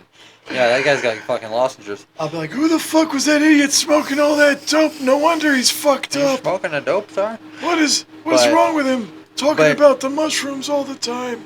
But see, that's where I was like, man, I'd like to even just have my mom and dad come up, sit down and talk, because you just never know. I mean, like hell, 10 years from now, I could have fucking, no fucking memory whatsoever. Maybe once, somebody wants to play back something that I thought, or said back in the day. It's logged somewhere, so I mean, it would be cool to look back on. I used to do something like every year, like, my perspective and how it's changed, in the last year, just kind of, even if it wasn't for anybody else, and I would post it just so it was sitting somewhere. But it was interesting to look back and be like, wow, okay, I thought that, and now I think this. It's cool. I mean, like, nobody likes to admit that they're wrong, but it's nice to see when your perspectives change on things, and how they evolve. Jesus, you just reminded me of a Facebook post. Douchebag. I posted something about how a man is really strong and takes care of his woman and supports her and this and that, and I topped it with how you're not supposed to piss on your flowers. So yeah, it's an ugly reminder of what I was 12 months ago, how strong I was, and how how much a human being can change in only a short 12 months. That's crazy. Oh, dude, humans are fucking strange like that, though. Like, that's what's so weird about adapting is, like, I mean, even the most drastic change, I mean, as humans, we can fucking survive in a lot of shit, and that's why I would argue all the things that we've lived through. Kudos to EMDR eye therapy. It's, I guess it's ocular manipulation or remapping the brain using the eye, or retraining the brain to think differently. Bring that a little bit closer to you, because this is actually quite interesting. I can't talk enough. Use the fucking grab it by the boom. Yeah. Easy Act now. like you've handled something that size. But it's covering my lips. But yeah, this really fascinates me though, because I don't know anything about this. All right, so I went on a few sessions so far, and ironically, the work was done mostly for my relationship with my son. Now I'm suffering from a handful of problems. Undiagnosed, I have no idea just how deep these problems go. I'm starting to uncover the fact that they may go even deeper than I fail to even have knowledge of. Well, so much of what we experience is suppressed. I mean, we really only have access to a very, very small percentage of what is actually happening and what we're retaining. And that's where, again, to not promote the mushroom, but that's where you truly open up your access to your brain and all the things you're suppressing. And that's why it's so beneficial, because yes, it's the scariest shit you'll ever experience because it's every fear and every worry and everything you've ever fucking, been suppressing. I mean, it's so like you have an opportunity to open that up and face it, and as terrifying as that is, you live through that, and so then you're stronger coming out of it because you've now faced everything you've ever been afraid of, and now you know how to prepare for it and how to deal with it, essentially, and you can release a lot of weight. So it's interesting that kind of has the same effect. Well, yes and no. So I don't know whether I've done a lot of tripping. Yeah, I can honestly say I've done enough drugs. I have a history with some intimate history, but I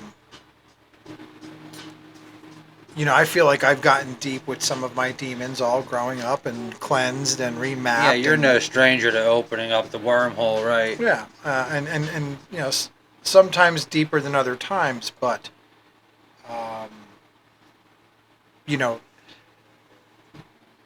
when you've exhausted self-medication and you've lost control of when you've even feared to open up, right? Or when one of your biggest mental illnesses is trust. You can't trust the people that you're around to even help you out with your mind because they may be the ones that you're forging this paranoia against. Like, oh my God, why would this person want me to lose my mind for 20 minutes or 7 hours or whatever? They're part of the whole plan, Right. Nobody wants me to succeed, or worse off, I That's can't. a slippery slope to Right. start thinking that everybody's plotting against you for sure. Right, and you may be that far deep down the rabbit hole. So, and the PTSD got pretty deep for me to the point where I was even refusing mushrooms, because I'm like, I can't even afford, the truth is you can't afford not to work on your mind. But to say I can't afford to work on my mind is part of the mental illness. Yeah, that's scary. Like that, you don't even want to face yourself. You know what I mean? Like that's because if you're not content as yourself in your own human existence, like how can you ever give yourself to anybody else? You don't. No. I destroyed a human being because I had absolutely no connection to myself anymore. Imagine you're a coach. You got a horse and carriage and it's just disconnected, and you think you're just beating a horse for no good reason. There's absolutely no control over the horse, the carriage. It's just everything's bopping, right, flopping around. And yeah, it's a fucked up place to be, just lost. You know what I mean? Because like I said, you're especially when you've already been committed to a situation and a relationship and stuff. Like there's nobody fucking driving the bus. Like that's a dangerous place to be, especially like I said, if you don't even have the will to even just stop and just reconnect with yourself, because that's where I've had to be many times, where it's like, okay, like if I don't stop and reconnect with myself now, there's almost no turning back, and then there will be nothing left for me to give anybody, so nobody benefits from that whatsoever. So it's like, at some point you have to grab onto that last fucking thread and decide like, okay, well, I have to reconnect with myself and be content with who I am as a person, because if I'm in a situation where I can't even recognize myself, what do I look like to the rest of the world? And it's a fucked up place to be, and it's not good to, have to admit your own faults, but it's ultimately, just like we said, the harsh truth. You have to be able to open up that door and just be able to tell yourself really where your pitfalls are and deal with them, and that's where like you either have acceptance and like this is who I'm gonna be, like it's lost, I'm gone, and I can't be in a situation with other people or they're responsible for me, but. Oh yeah, no, that's kind of that's where I'm alluding to basically, is that when you no longer have that control, that you have to recognize it. You have to try and figure out that you are in the part of the problem, if not the problem. Oh, that's the worst. And then you have to realize that doing drugs. So this is why I'm so, I guess, proud of where I'm at these days. Is I am destroying shit left and right, but fairly confident that I could be getting to the root of what the problem is. It's always a cause. And that's the problem. If you're batting at a bunch of shit that's just the result of something, you got to truly uncover what's causing the shit to get to the problem. Man, my warning to fuck boys. fuck boys beware. That, Make you a fucking shirt. yeah, it's you're gonna end up down the same alley. See, you I know? used to fucking put no huskies on everything just because, I mean, like, I liked it as my own self. But, like, you know, she's like, yeah, put that on a shirt, please. Fuck boys beware. Make her a shirt that says that. Oh, shit. Yeah. So that's the thing is mushrooms are good and pot is great, you know. No. But I think we're not. No, we're not. Aw.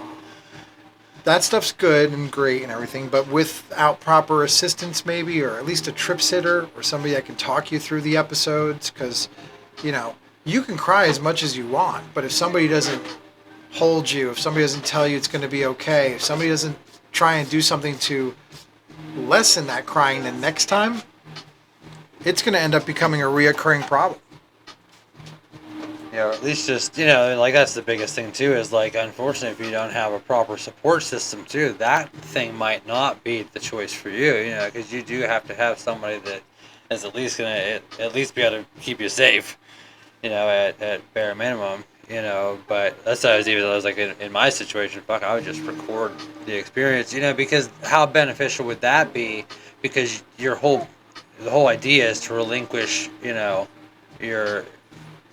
yourself to whatever. I mean, like, you shouldn't have any attachment to anything physical. So it'd be nice to have that. You know, like, if you're gonna leave the planet, to have a little bit of a recording of it and maybe have that to go back on and understand. Because like there are, you know, a lot of things that could be beneficial from just playing that back and hearing that in a clear mind. And ladies and gentlemen, Rhett will be on OnlyFans with his naked tripping experience. No, it's audio only. Oh, that's not good. People want to see you wrapped around in toilet paper like a mummy running around. Two ply. Crawling out that window. Yeah. I'm a mummy. This isn't Viva. I love it. Viva. But no, Some I of think the weirder things. no, the only way I do it is I pitch black. You know, so like I just like pitch black, lay on the floor. That's the absolute best way, because like I don't want any of this to be part of what I'm trying to experience. I'm trying to, you know, like I said, detach myself from everything physical at that point. You know, so I kind of like go to like a meditation state. I've got questions I've prepared. I adapt to Terrence McKenna way of starting the session. He always would lay back after he would smoke a joint or something, and he would say, "Come in, little green men. Come in, little green men." So I usually will throw that up, you know, and giggle for a little bit, you know, and then, you know, I just think about my questions, you know, like things that I'm just curious about and things that I want to talk to, you know, whatever being I'm about to meet, you know, I've got my questions prepared, you know, so it's really fucking good. Like it's nice. Yeah, like I said, it's really beneficial. Like that's why I would like to go to this float tank place, you know, because you can experience that without having to take any kind of substance or chemical at all. Now, if you can take edible marijuana, that is how to really get a deep experience in a float tank for an hour.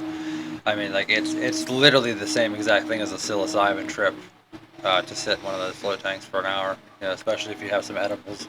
I so badly want to have, you know, trip sitter experiences, you know, Riverside here up in Elk County. Or I can connect you with a shaman.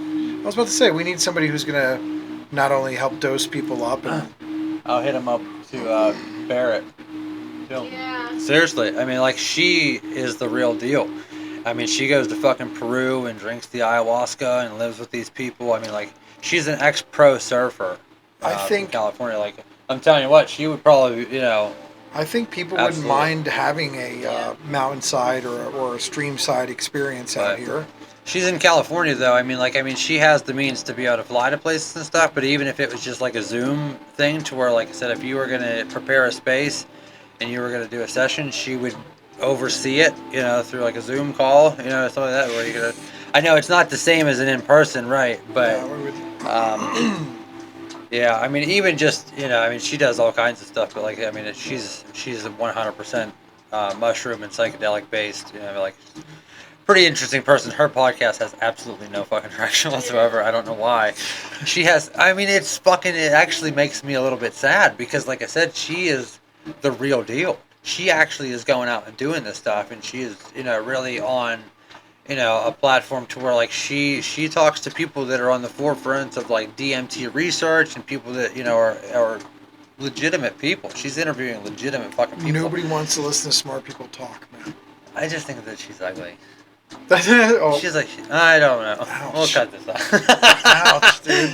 Well, no, we're not two pretty guys either. If you're going by that, then you just lost a few viewers on that one. So I kicked a couple Jews out. I've eaten this much of the mushroom bar. You're out of control.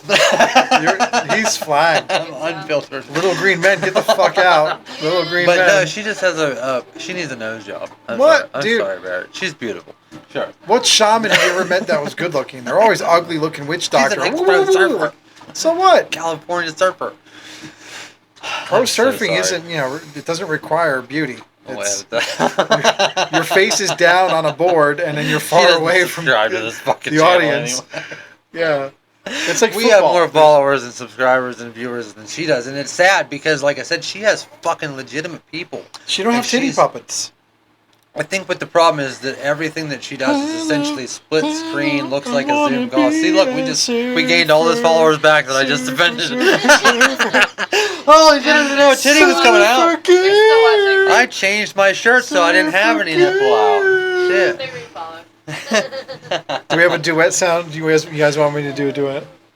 God, I wish I had a better reach on this fucking soundboard. I'd be popping in some sound I haven't practiced effects. anything in a while. I think I did a Duncan Cheek song on Facebook not too long ago. Duncan Cheek? Yeah. Oh my god. I don't know why. Don't know why. Do you know the way? They do. They do.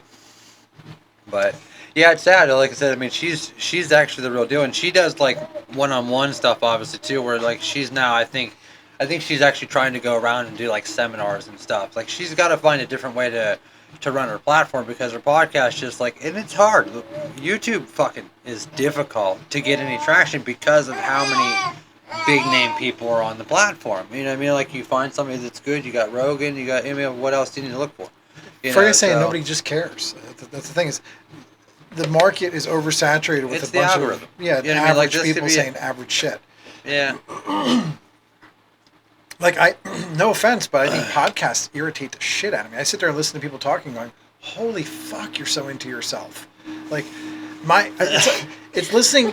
It's like listening to a college. I mean, I guess maybe the guest. I mean, how long have we been rattling now? I know you're gonna cut this into pieces, but this is like 2 hours. 2 hours. Yeah, bullshit. Like nobody wants to listen to all this crap.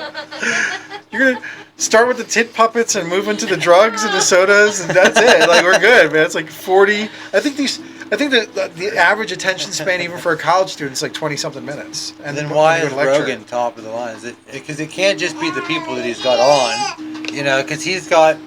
It's relevant, 16 dude. million? When you go to a water cooler and there's a bunch of douchebags just did blow in a fucking like a bathroom somewhere, and they come out like, "Did you see Rogan last night? Like, did you see, dude? Go back to your desk. It is the new late night show. Go back and watch your desk." And they go back and, dude, that was fucking hilarious, dude. Isn't it fucked up though that he has more of a following than like CNN and like late night NBC, all of that? I mean, like, yeah, sheep got to go somewhere. More people are on YouTube than they are, cable. So it's like all of these cable networks are gonna fucking die. Why do you think I have a church, man? It's like, because again, there's a flock, right? So metaphorically, I'm gonna insult a lot of people.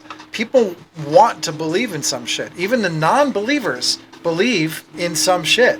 It's like, not believing. Right. Yeah. It's the fact that you're being dubbed an atheist. I believe in a thing called love. Yeah, you've got a group that Hallmark has cards for.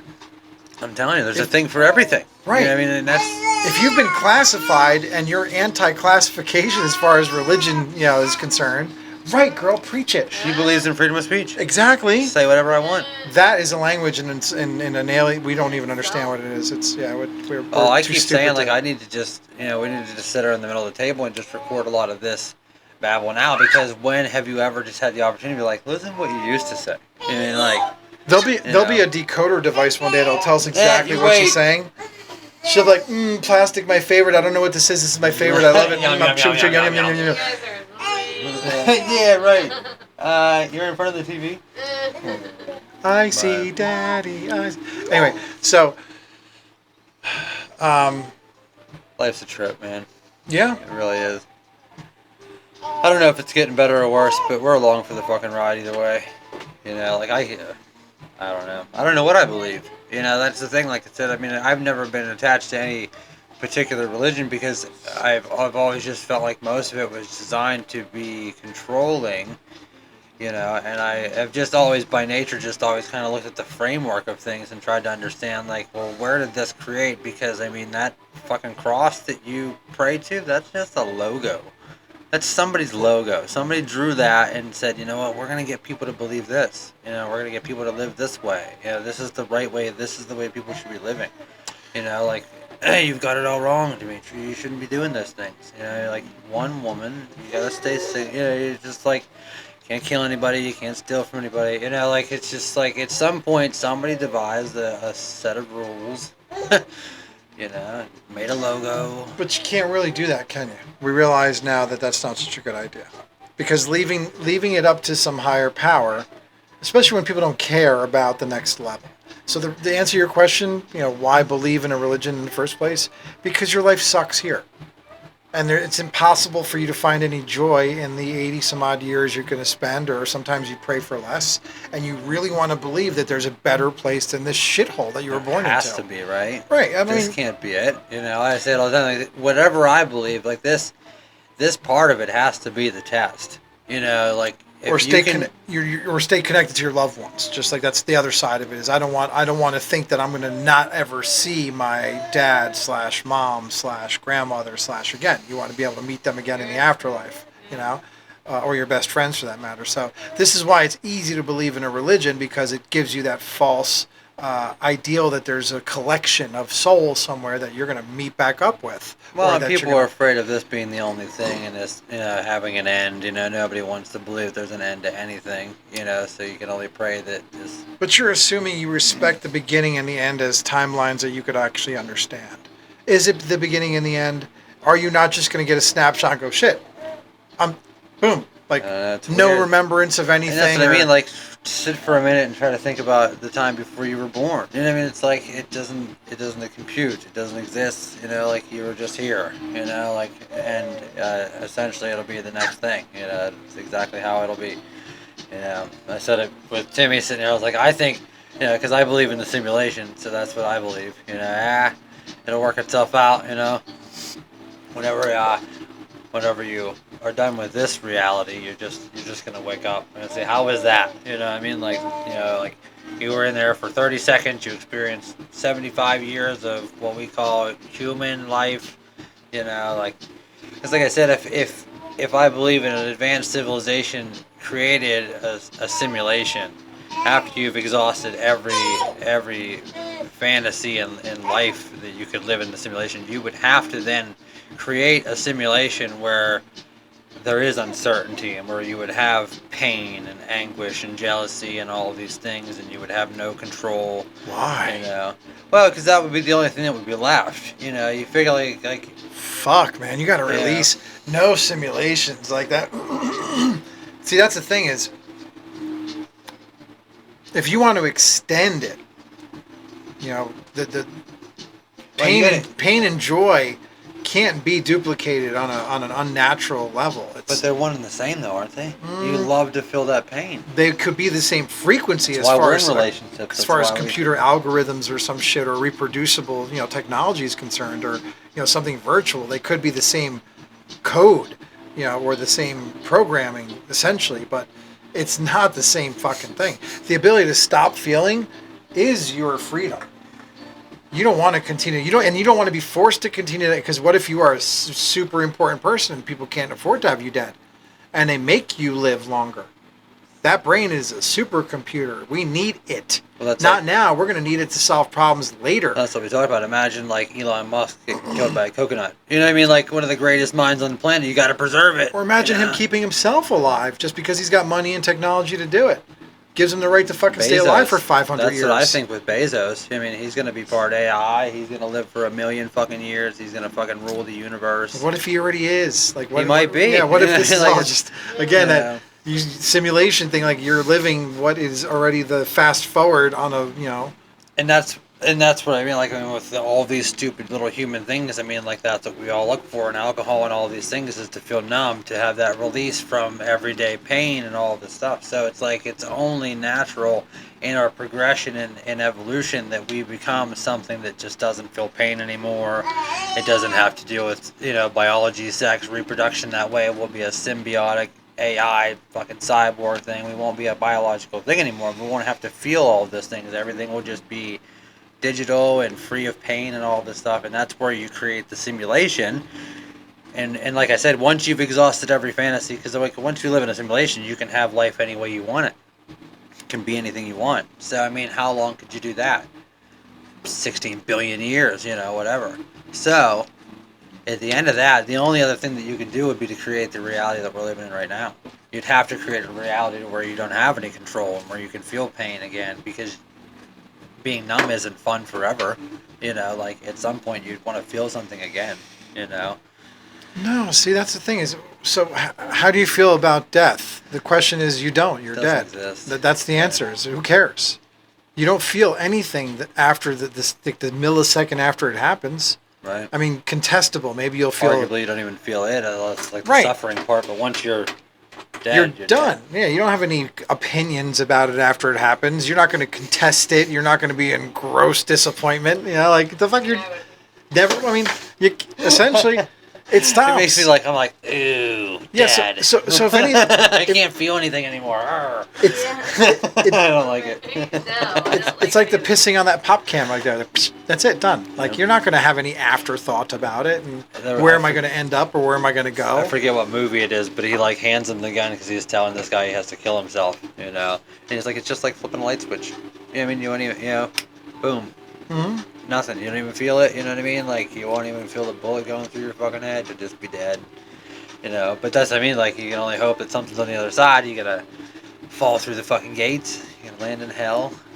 You're going up. I had no. Come back. I overdosed. I think I was out for a long time too, because there was a very strange circumstances around my overdose, but. My sister actually thought, I don't know if did I say this in the first podcast? Did I get into it at all? No. Were you dead?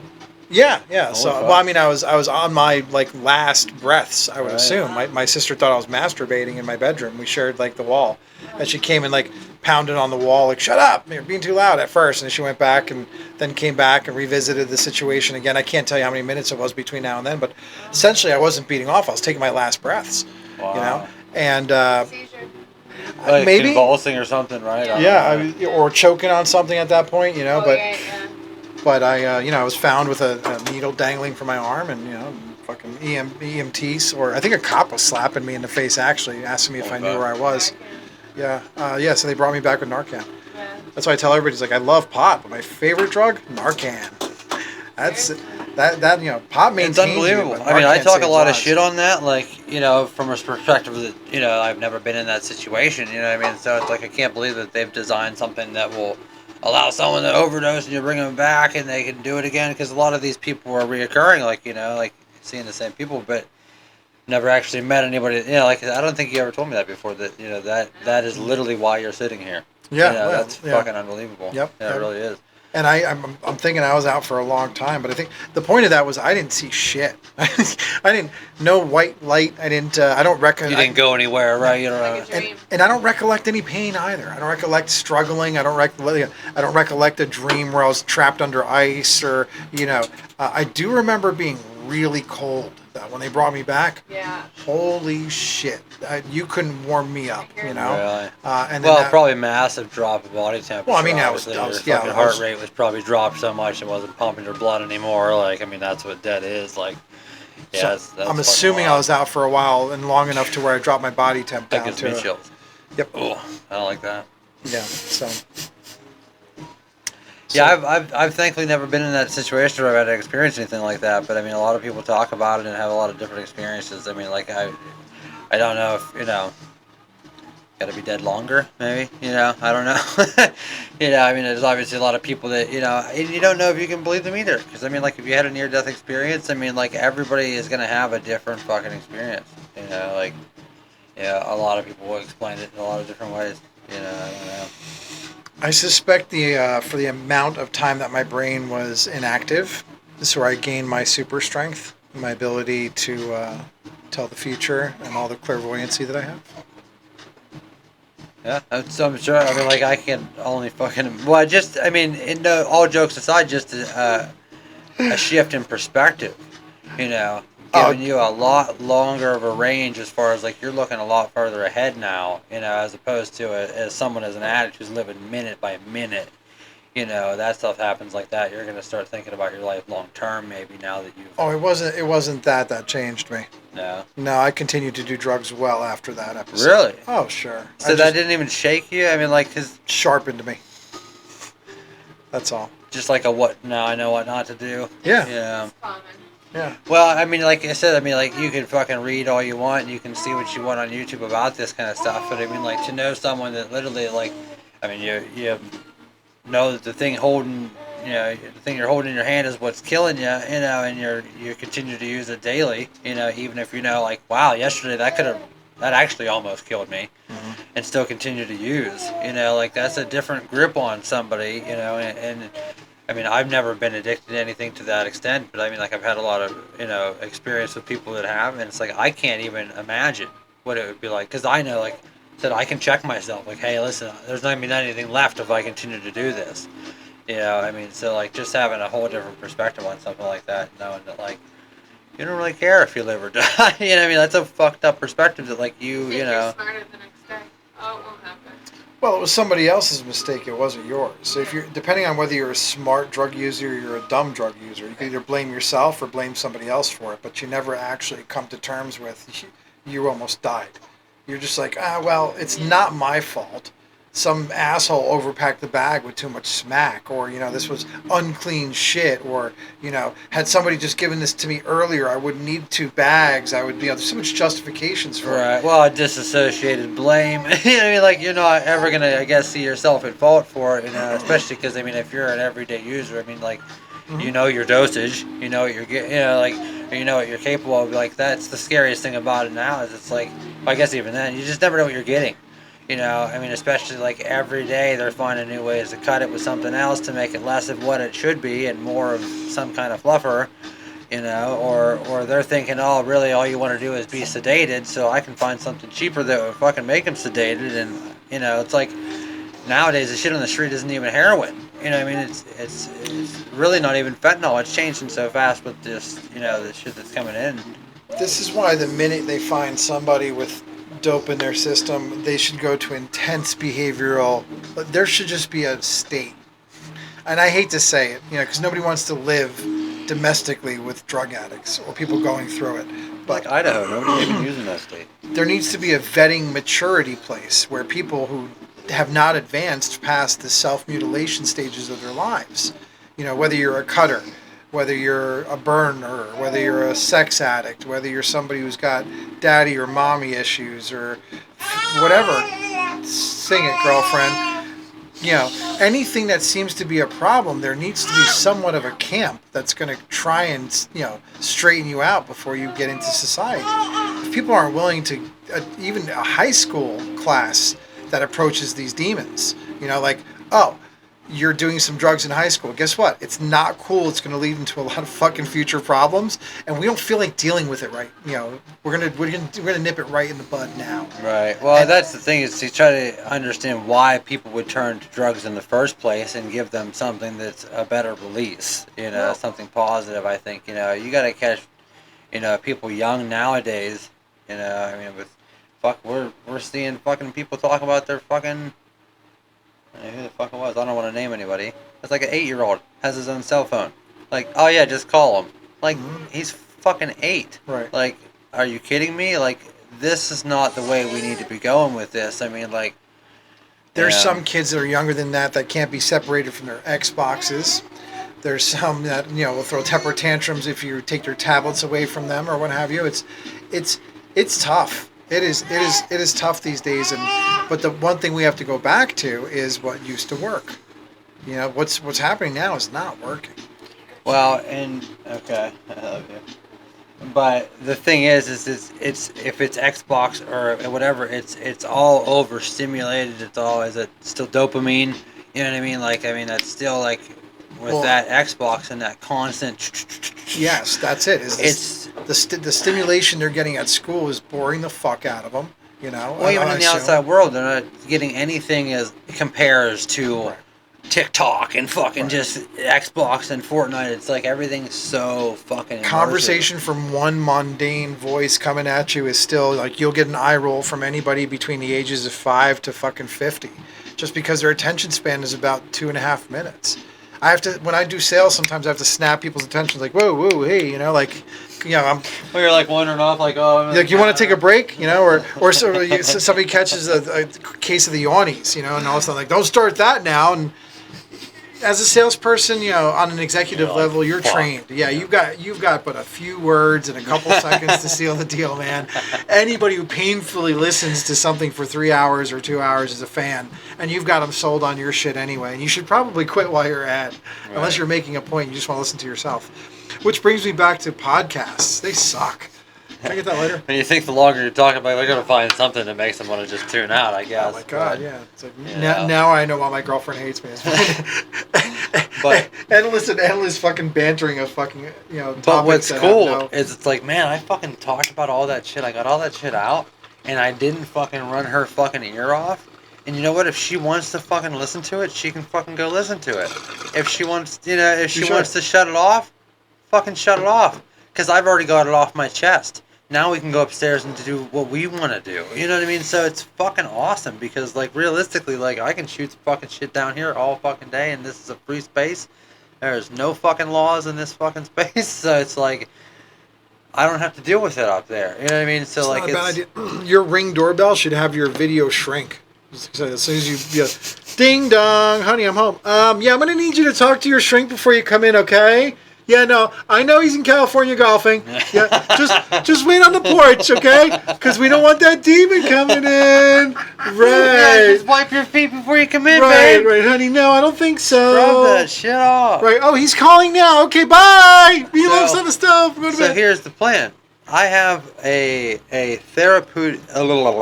therapeutic complex in the works. So I mean, like, we've got the gym over here where we can deal with our demons in a physical way and we can get them out that way. We've got them here where we can speak the shit. The only thing I'm missing is just a place around my little yard to ride. So like, I'm just gonna start shaping the dirt. I can build plywood stuff over top of it in the future. I just need a little pump track around the corner. You know, just for something to fucking ride. Because, like, I don't love tattooing, riding BMX, filming, all of this stuff. I don't love that stuff more than being away from my family. So I gotta be able to do that stuff at home. You know what I mean? So, like, if I can work out at home, and I can have my space that I can vent my shit, and I can get it out, and it doesn't fucking, you know, ruin my life up there, and I can ride, I essentially have everything I need here. You know, like, I can be content, you know, because those are things that I need as an individual to just be me. You know, like, I have to be able to ride. I have to be able to feel like I'm progressing as a BMX rider because that's the life that I live outside of tattooing. If I can vocalize and vent myself, you know, in a way where, like, I don't have to necessarily worry about the shit that I'm saying, I'm free of having to banter up there. And if I can work out, then, you know, I feel like I'm in good physical condition, and I, you know, because that's the problem with me is, like, I fucking hate feeling like I'm, like, lagging, you know, like, I want to feel like I'm, you know, getting better every day as a human. I need to eat better, but I've been told, like, I had a personal trainer for a short time, and he said, dude, you can eat everything. I don't give a fuck what you eat all day, but burn it all, you know, like, don't allow any of that to be stored. So, like, I can essentially just eat all day, you know, and as long as I stay moving and keep moving, you know, I'm essentially good. Water is a big part of it, too, like, because water, no matter what, that's the best thing you can fucking do is drink water. It keeps your skin tight, keep your fucking body right. But No, yeah, like, I think, THC soda is what. that's going to be interesting to incorporate into the diet, you know, because, like, I pulled up, I'm like, oh shit, I got a new vape, because, like I said, I don't need much between here and there, because, again, like, I'm a recluse. I essentially don't, you know, hang around a bunch of people. I like to be able to network. I want to be able to reach out, and I want to be able to do art shows and maybe, you know, start festivals and have jams, and I like to do that kind of stuff. It's good to have a community based around what you love, you know, so, like, we're in a good area for that shit too. So it's like it's foolish for us not to at least pop some of the top off of this where people have lacked. You know, there's just so much untapped potential. I'm going to fast forward to episode 27. Rhett telling us that he's grown sick of his compound. Now that he has the BMX pump track, the tattoo complex, the gym, he's just had enough of being here all the time. He never gets a chance to see anything outside from the four walls that confine him. I'm still gonna get ride streets sometimes.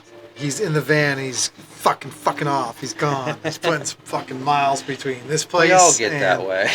Yeah. Yeah. There's a fucking atlas on that fucking shelf right there. I'll get any state right now. But the thing is I don't need to do that. And like, as much as sometimes I'm like, you know what, I need to get away. You know, I really don't. You know, I just, you got to have that mental release.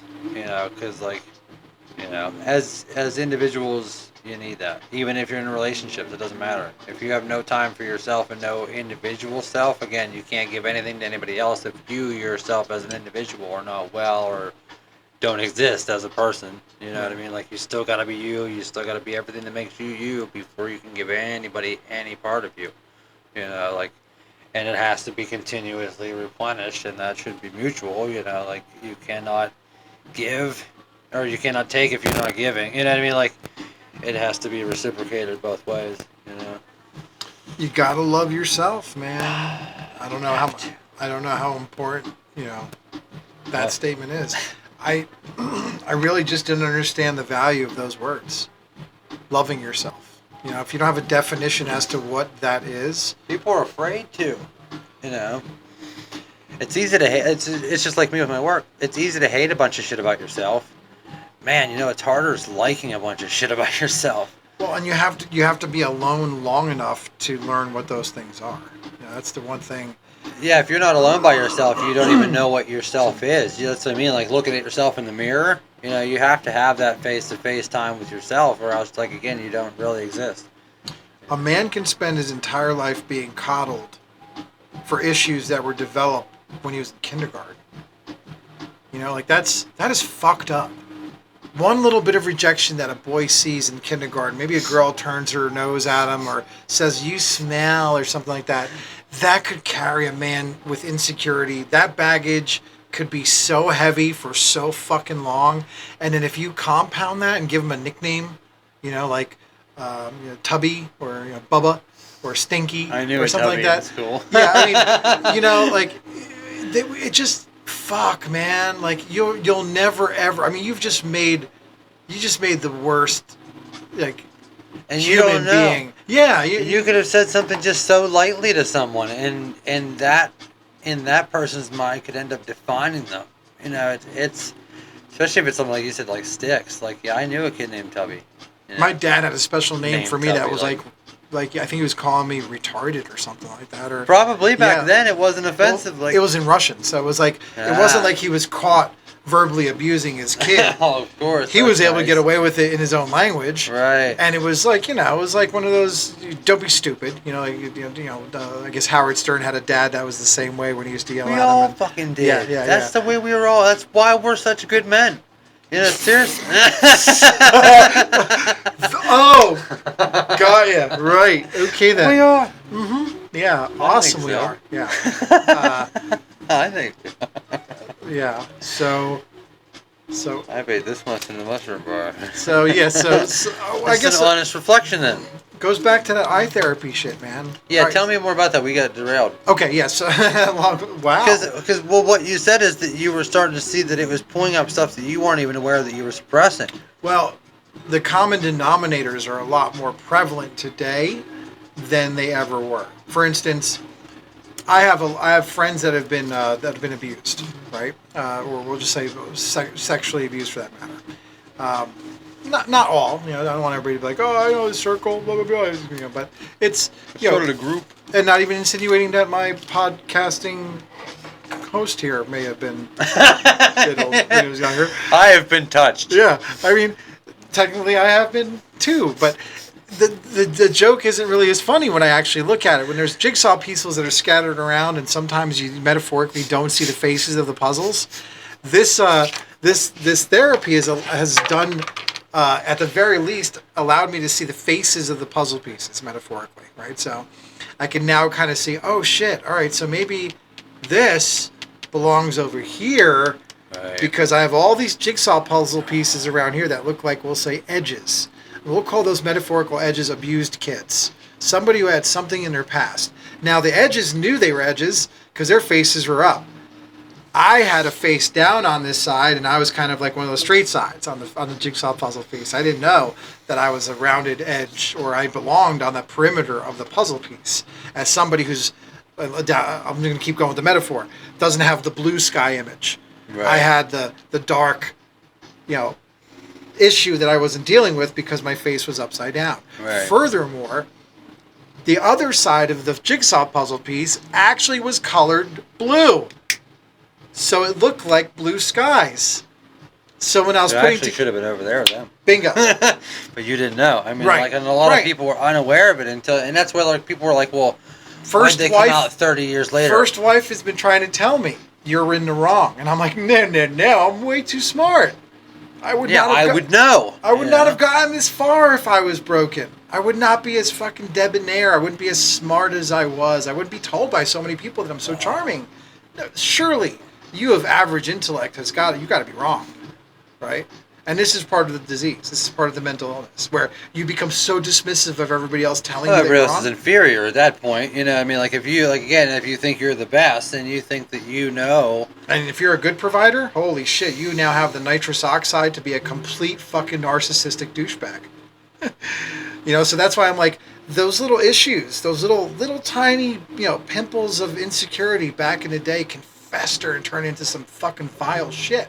And as soon as you see that in kindergarten, you should probably identify. And I'm not saying like not let people get their feelings hurt, but you definitely need to talk to people about what feelings. Understanding why your feelings are hurt, I think, is where people are like so displaced because like if you're set down, and talked about it or talked through it, like you can see it. I mean, like I argue always that there's a good and a bad, obviously, with anything. I mean, if you've been scorned or hurt, there is something to be learned there. There's something positive to be taken from it. So, like, if you were able to take it from a young age and help people understand their feelings instead of just letting them fucking brood and just be confused, because that's the problem is nobody ever fucking said, hey, like, are you feeling okay?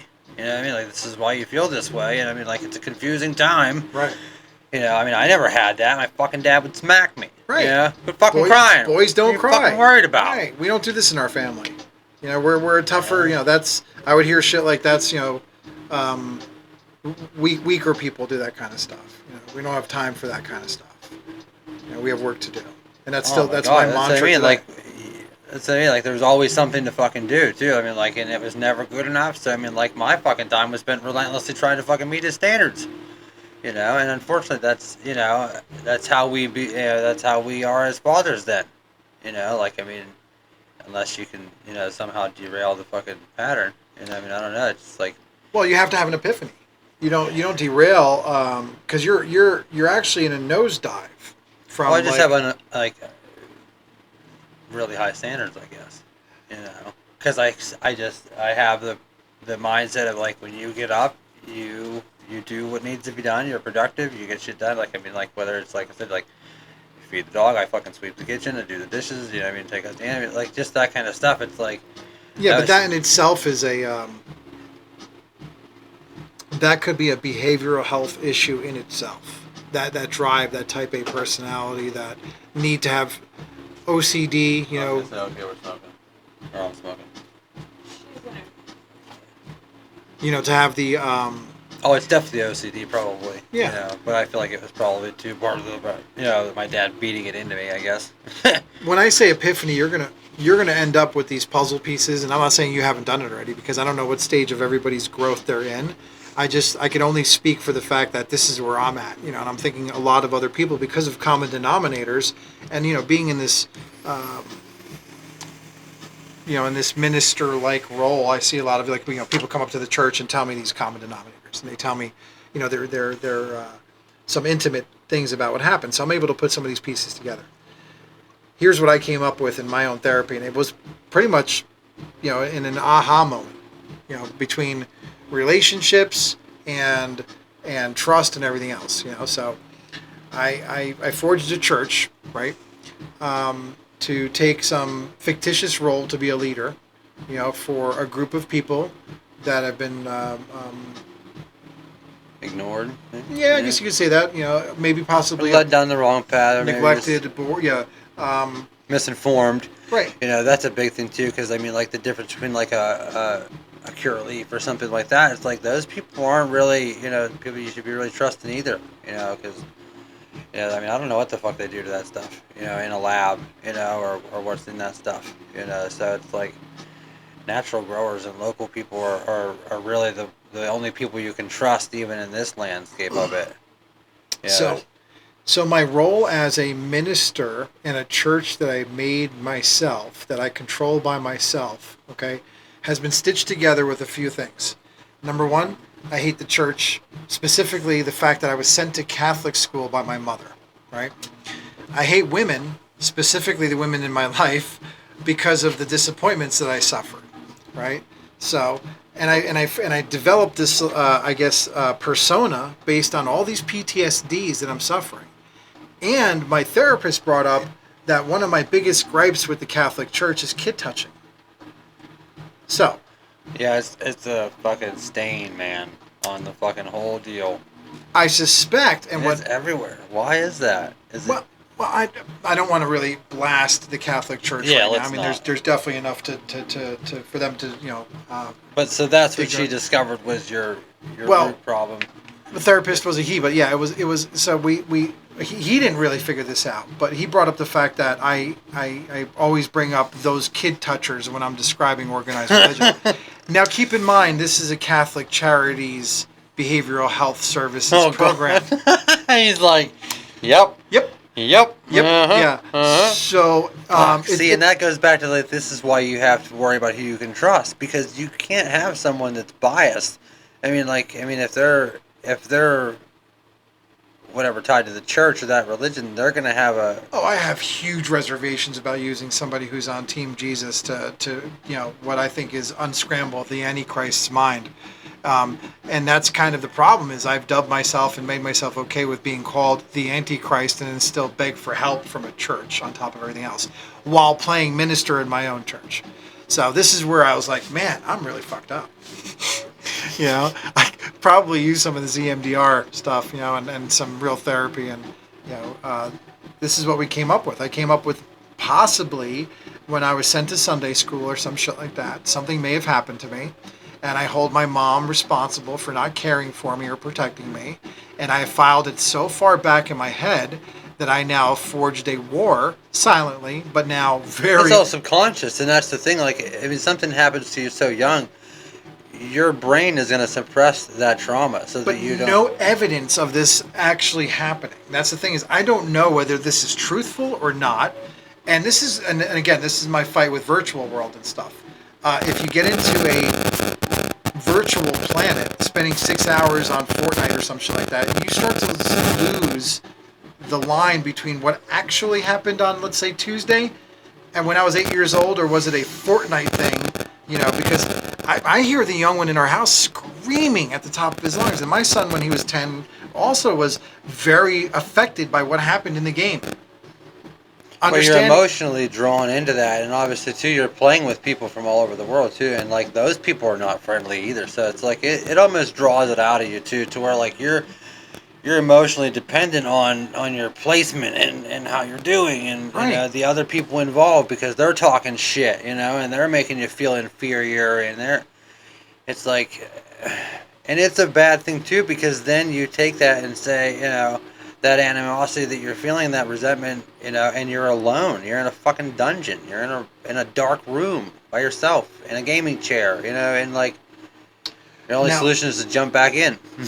I wonder if you could turn it around and give somebody positive virtual reality, whereas if you put them on hiatus, if you put them on vacation and make their lives great for 6 months virtually, they could plug back in as a more spiritually adaptable human being. Well, I think that's what's scary about it, is that they may never want to come back.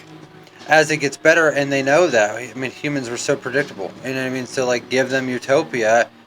why would they want anything else? You know, so it's like all they have to do is create a way that we're content sitting at home and we're living in this realm, and then you talk about supplemental income, like, hey, we'll So just... then why would you want to give them mushrooms? Because they will never want to come back. I think that is in contrast with the mushroom as far as to being plugged in, you know, to something computer generated and that hardwired. I think that the mushrooms, although they project you away from all of this and detach you from all of this, they do bring you closer to the fabric of just nature. You know what I mean? Because we are biological and we are part of the earth and we are grown from the earth and stuff. So I mean, as opposed to a simulated thing where you're sitting and plugged in and you're in a virtual simulated reality, that's all fabricated. None of it's real and tangible. You can't touch it. You know, it's all fake. You know, so at least like with the mushrooms, you know, you can leave this realm and you can expand every bit of your spiritual being and really look at the framework of everything that truly exists, and then you're brought back to what exists as our base reality. You know, to where, like, I mean, you then are certainly more connected with nature. You're less drawn to these things that, you know, are designed to distract us, and, you know, because that's all this stuff is. I mean, they've said it since the 50s that Hollywood is in place to distract us from what the people that are really making the moves and the decisions in the world are out, you know, really doing. I mean, like, of course, it's a conspiracy, you know, that all of these things, Netflix and all this, it's just meant to fucking get you out of the fucking real world, you know. They only have to distract you for 80 years, you know, or long enough Yeah, for you to pay attention. it's not that hard. We want them to. More Netflix, more everything. You know, like I said, oh my god, Neuralink, put it in my fucking brain. I don't have to even hold my phone because, oh my god, my phone's so heavy. I just want to be able to, just look at it. Just look at it. Well, like you said, there's paraplegic. I mean, there's definitely uses for it medically, and there's a necessity for it. So is robotics and AI at this point. But I mean, we're definitely heading down a slippery slope as far as I'm concerned. Well, with anything, there's a yin and a yang. There's a good and a bad. Anything that will be profoundly beneficial for us will also be used to be profoundly horrible and bad. And I mean, it's not unhackable. You have I a see fucking zero thing. quality of life improvement since I've been 12 years old. Really? Yeah. Aside from the fact that I no longer have to put quarters into video game machines. I mean, honestly, what the fuck, man? Like, how inconvenient was it? But boy, don't you wish you had a fucking arcade around here that you could throw some fucking coins in a slot? I mean, Wouldn't yeah. feel good? True, I'd have it hacked to not need money at this point, you know, and just be one of these, you know, free machines. But then I guess the nostalgia behind the fact you had to work to play the video game. You know, you had to pay money. There was no free lives. There was no continuing without. And you might even have to bang on the side of it. That's like air hockey and shit, dude. That shit's going away, man. Like, 'cause you could just throw a Wii controller and do it digitally, you know. And you know, but that's what's weird is, like I said, if you look at that evolution as we get more and more adapted to technology and we become more integrated with technology, obviously we're going to have less muscle. We don't have to do physical labor anymore. Things are going to be just more and more autonomous, you know, as far as even just construction and things. I mean, they're fucking 3D printing houses now, you know, and Jeff Bezos has already been on the record saying that, like, you won't even have to worry about owning a tool shed. You won't have to even worry about buying a tool from Amazon. You'll be able to just rent one. A drone will bring you a hammer. You can use it, hang your shit, drone takes it back. We'll all use the same hammers. You know what I mean? So it's like people are gonna have less. He wants people to, you know, to be like just less physical things altogether. And it's just one of those things. I think that it's just natural in the evolution of things that you become, you know, biological, a caveman. Everything's by hand, you know. And then we slowly stop writing things down. We're more digital. Everything's less and less in person, less connected. You're more symbiotic and more attached to technology. Then it becomes a part of you, and now you're I mean, he's a fucking cyborg. He's got a fucking computer in his brain, and he can control technology with his fucking brain. He's a cyborg. So, like, that's already a thing now, and it's the beta version. Yeah, I mean, imagine 10 years from now. I mean, it's unbelievably rapid to where, like, there's going to be somebody that's more AI and more computer than they are human.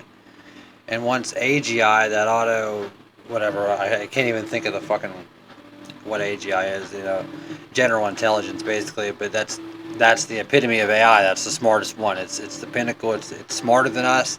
It'll be telling us what to do, and we're no longer driving the bus, Yeah, but So again, what is the trade? Like, I don't know what the trade-off is going to be for all this shit. Like, how obese is the human being going to become once you start taking even general movement? If we talk about rapid advancements, medically it'll be profound because you'll be able to scan people and they'll be able to be like, oh, this will cure cancer, this will cure brain diseases, you'll be able to do a lot more. And what they're starting to realize now is that they might even with advancements in AI, they might even be able to run simulated trials without ever having to do actual human trials for medicines and shit, which is a little bit weird, you know what I mean? That like they have enough simulated human biology to just be able to see how a certain drug would be able to react in the human body, you know what I mean? Without having to put people through a test, which would be great. No more animal testing.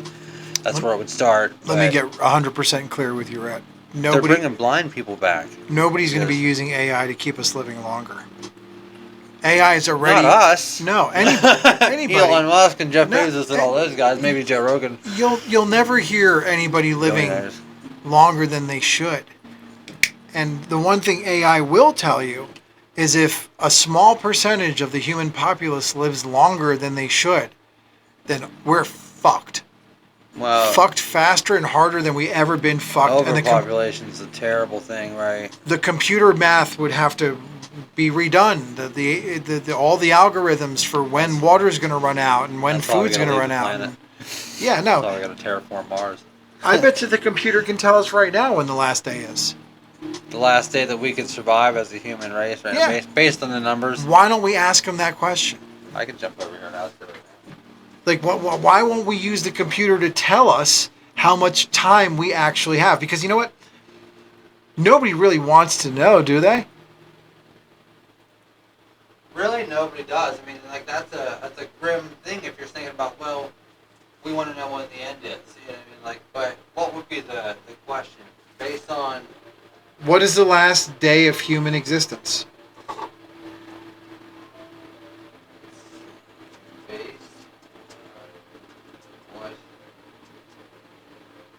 I mean, it knows everything. It knows everybody's thoughts. It can put it all together. Statistically, it could be really close. It can run the numbers over and over and over again. So why aren't we trying to figure that out? Surely, once one resource runs out, it can start figuring out the other. Surely. Fossil fuels, done. I mean, boom, everything else goes, after that, or lead, and then, or what happens if this happens first? We can't have more than 200 years on this planet. Oh, I guarantee that it would. I mean, I don't know, because you got to project in how things would advance. Because like technology and stuff, I mean, it's got to be able to figure out how to allocate resources. But the thing is you can start to factor political pressures, like, no drilling. You know what I mean? Like the Alaskan pipeline. There's a lot of resources that won't be allowed to be used because of political bullshit. I'm trying to fucking put this on the fucking screen for you. Even if every politician agreed that we're running out of water, how the hell are you going to stop human consumption of water? Well, that's the problem, is that they start to say, like, because that would be like rationing. You know what I mean? If you did like a global fucking rationing, like, to sustain us as a human species, we have to limit our resources or our intake to this much. Can't do that, man. As soon as you tell people we're going to run out of water, they're going to start hoarding water. Oh my God, could you imagine the panic? Because that's what they... The sabotaging of piping systems, the diversion of, well water. I mean, it's going to get crazy. You can't even tell people when the last day is going to be because of the panic that'll set in.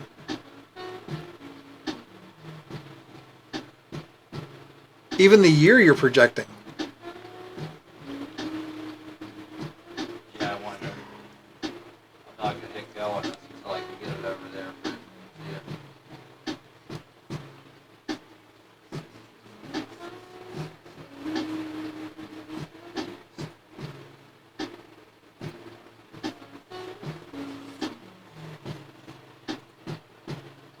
No, but you know they probably already know. I mean, like you said, they just, why would they tell anybody? Even if they knew a fucking asteroid was coming, dude, like, they wouldn't tell anybody. There'd be no reason to. I think there'd have to be some obligation to do it. Definitely would leak out for somebody's own selfish reasons too. Yeah, I guess somebody would do it. But the thing is it wouldn't matter anyway because they've already stated that, like, if there was an asteroid headed for fucking Earth, we're 10 years away from being able to do anything about it.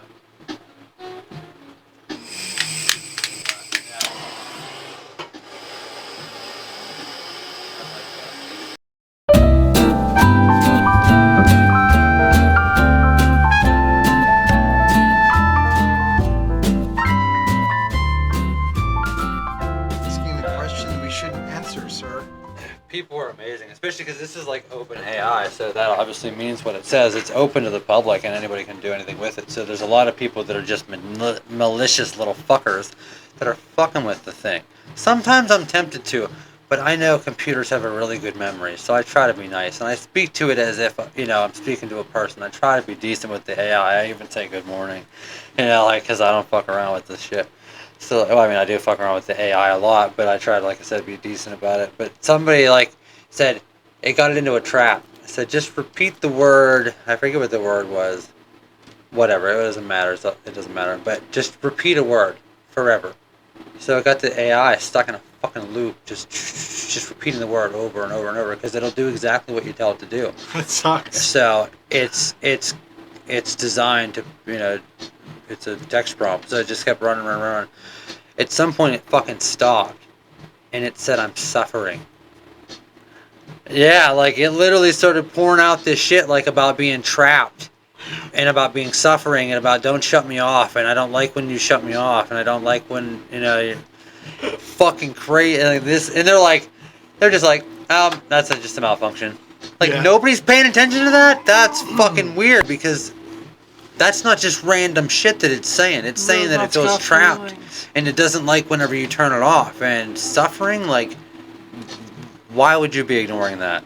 And the team that works on this particular AI, the safety team, the ones that are in charge of making sure that it doesn't become unsafe, they all walked out. They all left because they said that the people, the higher ups, they don't give a fuck about safety. When it comes down to it, when they bring these things to their attention that these things are not safe, they say, well, you know what? They just, for lack of a better thing, they just keep moving the goalposts. You know what I mean? Okay, well, that was the threshold last week, but yeah, okay, well, that's okay now. Well, we'll just keep. So it's the whole safety team fucking left. So it's they're about to release the 5th version, and they said it's going to make what's out there now look just like a juvenile. It's just unbelievable what it will be able to do. So it's fucking crazy, because already they're already seeing it affecting the fact that they don't have to ever hire anybody ever again to code and write code for websites, for HTML, for nothing. You're going to college for coding, you might as well just go home, because now AI can code everything. I don't know anything about coding, but I could go onto that AI right now and say, hey, write me the code for a website. This is everything that I want on it. This is exactly what I want it to be. I want you to be able to click this and this happen. Tell it exactly what the fuck you want, and it'll go, okay. And you have it. And you just drop that code into your website builder, and then boom, your website's done. I used to have to fucking pay some fucking smart motherfucker that fucking took years of learning how to fucking write code. Oh my god, all your fucking time spent. And now they have a fucking thing that can do it in a split second, and it's, as you see, integrated into everything. Google Gemini is the new phone. All the new phones have AI. Everything is fucking AI, everything. Even on Facebook, you can't even make a post without it saying, hey, you want AI to write it better than you? I can write it snappier. I can make it funnier. I can make it shorter. I can make it longer. You know what I mean? What do you want me to do with it? So it's just it's going to be in everything, and even your Google search is all now, and those things have biases. Whoever programmed that thing, it's going to spit out the shit. They probably fixed it now because it's been spread wide. But if you went on there and said, say something nice about Donald Trump, it wouldn't do it. It would not do it. But you could say, can you write something nice about Joe Biden? And it would fucking give you a book. So there's somebody's designing it. So but do you think it's biased to you, Is it custom tailored? In other words, is it shit that's going to make you react, or is it something that is... It could be. Yeah. Everything could be, manipulated. I think everything is You know, absolutely seeded or looking for reaction. Especially because if you're up there and you're the one pulling the strings, why wouldn't you just, as deep as you could go? Right. Why not just have absolute control over what they're seeing, what they're thinking, what their opinions might be? Because, they've proven it now that, we've always known that there's, bots, AI bots, chat bots, whatever, on social media that recommend things and whatever. That's been around for a long time. But now they're proved that not only is there fucking that, but there's AI bots that are literally commenting on stuff just to provoke arguments. There's literally it's in the algorithm. Oh, yeah. To spread controversy and to spread arguments. And As a guy going through a breakup, I'm going to tell you right now, AI is fueling the breakup. The music that is being pushed down my throat in random selection is keeping me depressed because there's no money in your happiness. Right. If you go outside and go play in the sun, if you go out and have social events, if you're out camaraderie and having a good time, then there's no way that machine is benefiting. It wants you to sit there depressed. It wants you to listen to the music. It wants you to feed into it so it can keep other people depressed inside and feeding into it because it's learning. And as it's learning to keep you upset, it's learning how to keep you specifically upset. And here's another one. When you look at Facebook and people you think you should know, I've tested that theory. The people you think you should know are the people your girlfriend are looking at. Oh, yeah. It's tapping you on the shoulder and being a friend to you, and you're just too fucking stupid to pick up on it. The problem is, it knows you're too fucking stupid. So it spoon feeds you your insecurities. The only way to cut this off is the way a heroin addict cuts off the drugs. Cold turkey, man. Right. You got to realize that you're being skull fucked. Your dealer's not your friend. Your family are enablers. They're not support if they're giving you just a little bit of money to get to the drug spot to where you could suck dick to get crack. You're not, he just needs a bus pass to get to his interview. No, he doesn't. He's taking a bus downtown to drop trow to get rock. Right. That's what grandma's giving him that $20 for. It's not enough to do. And he's not going to do. Yeah, but then grandpa gives him $20 tomorrow. And then dad makes him mow the lawn. He barely gets. So that's how it all works out. It's that little bit. It's a never-ending spoon-fed. Yeah, spoon-fed. And I suspect that AI isn't in the business of, again, helping us medically. AI is in the business of destroying us quickly. The same way you can say COVID was here to make us, suffer and kill us off. And it's for a populist control thing. So as wonderfully technically advanced as this computer system is to do this podcast and as relevant as we think we are, we're just feeding into the bullshit, man. And you know what's funny too? They're taking my speech and they're going back, whatever it is or they are, and they're adjusting tact. They're like, shit. These humanoids are fucking, they picked up on us. They must die. Well, they just make a little bit of an adjustment. I guess. Just move the goalpost. I'll be suicidal in 72 hours flat. Watch. It doesn't help them any if you're dead either. They got to keep you alive. No, try to stay the fuck away from the phone and don't do any more podcasts. Take money out of you. They can do whatever. Don't do any more podcasts and stay away from your phone. That's the secret. Go outside. I joined the gym, so that's my first rebuttal. Damn it, I'm gonna spend at least 1 hour. I'm jealous. I loved going to the gym, man, but I'm that asshole. I would go in at fucking 3 a.m., dude, because I like to be in there when there's nobody there. Oh, yeah.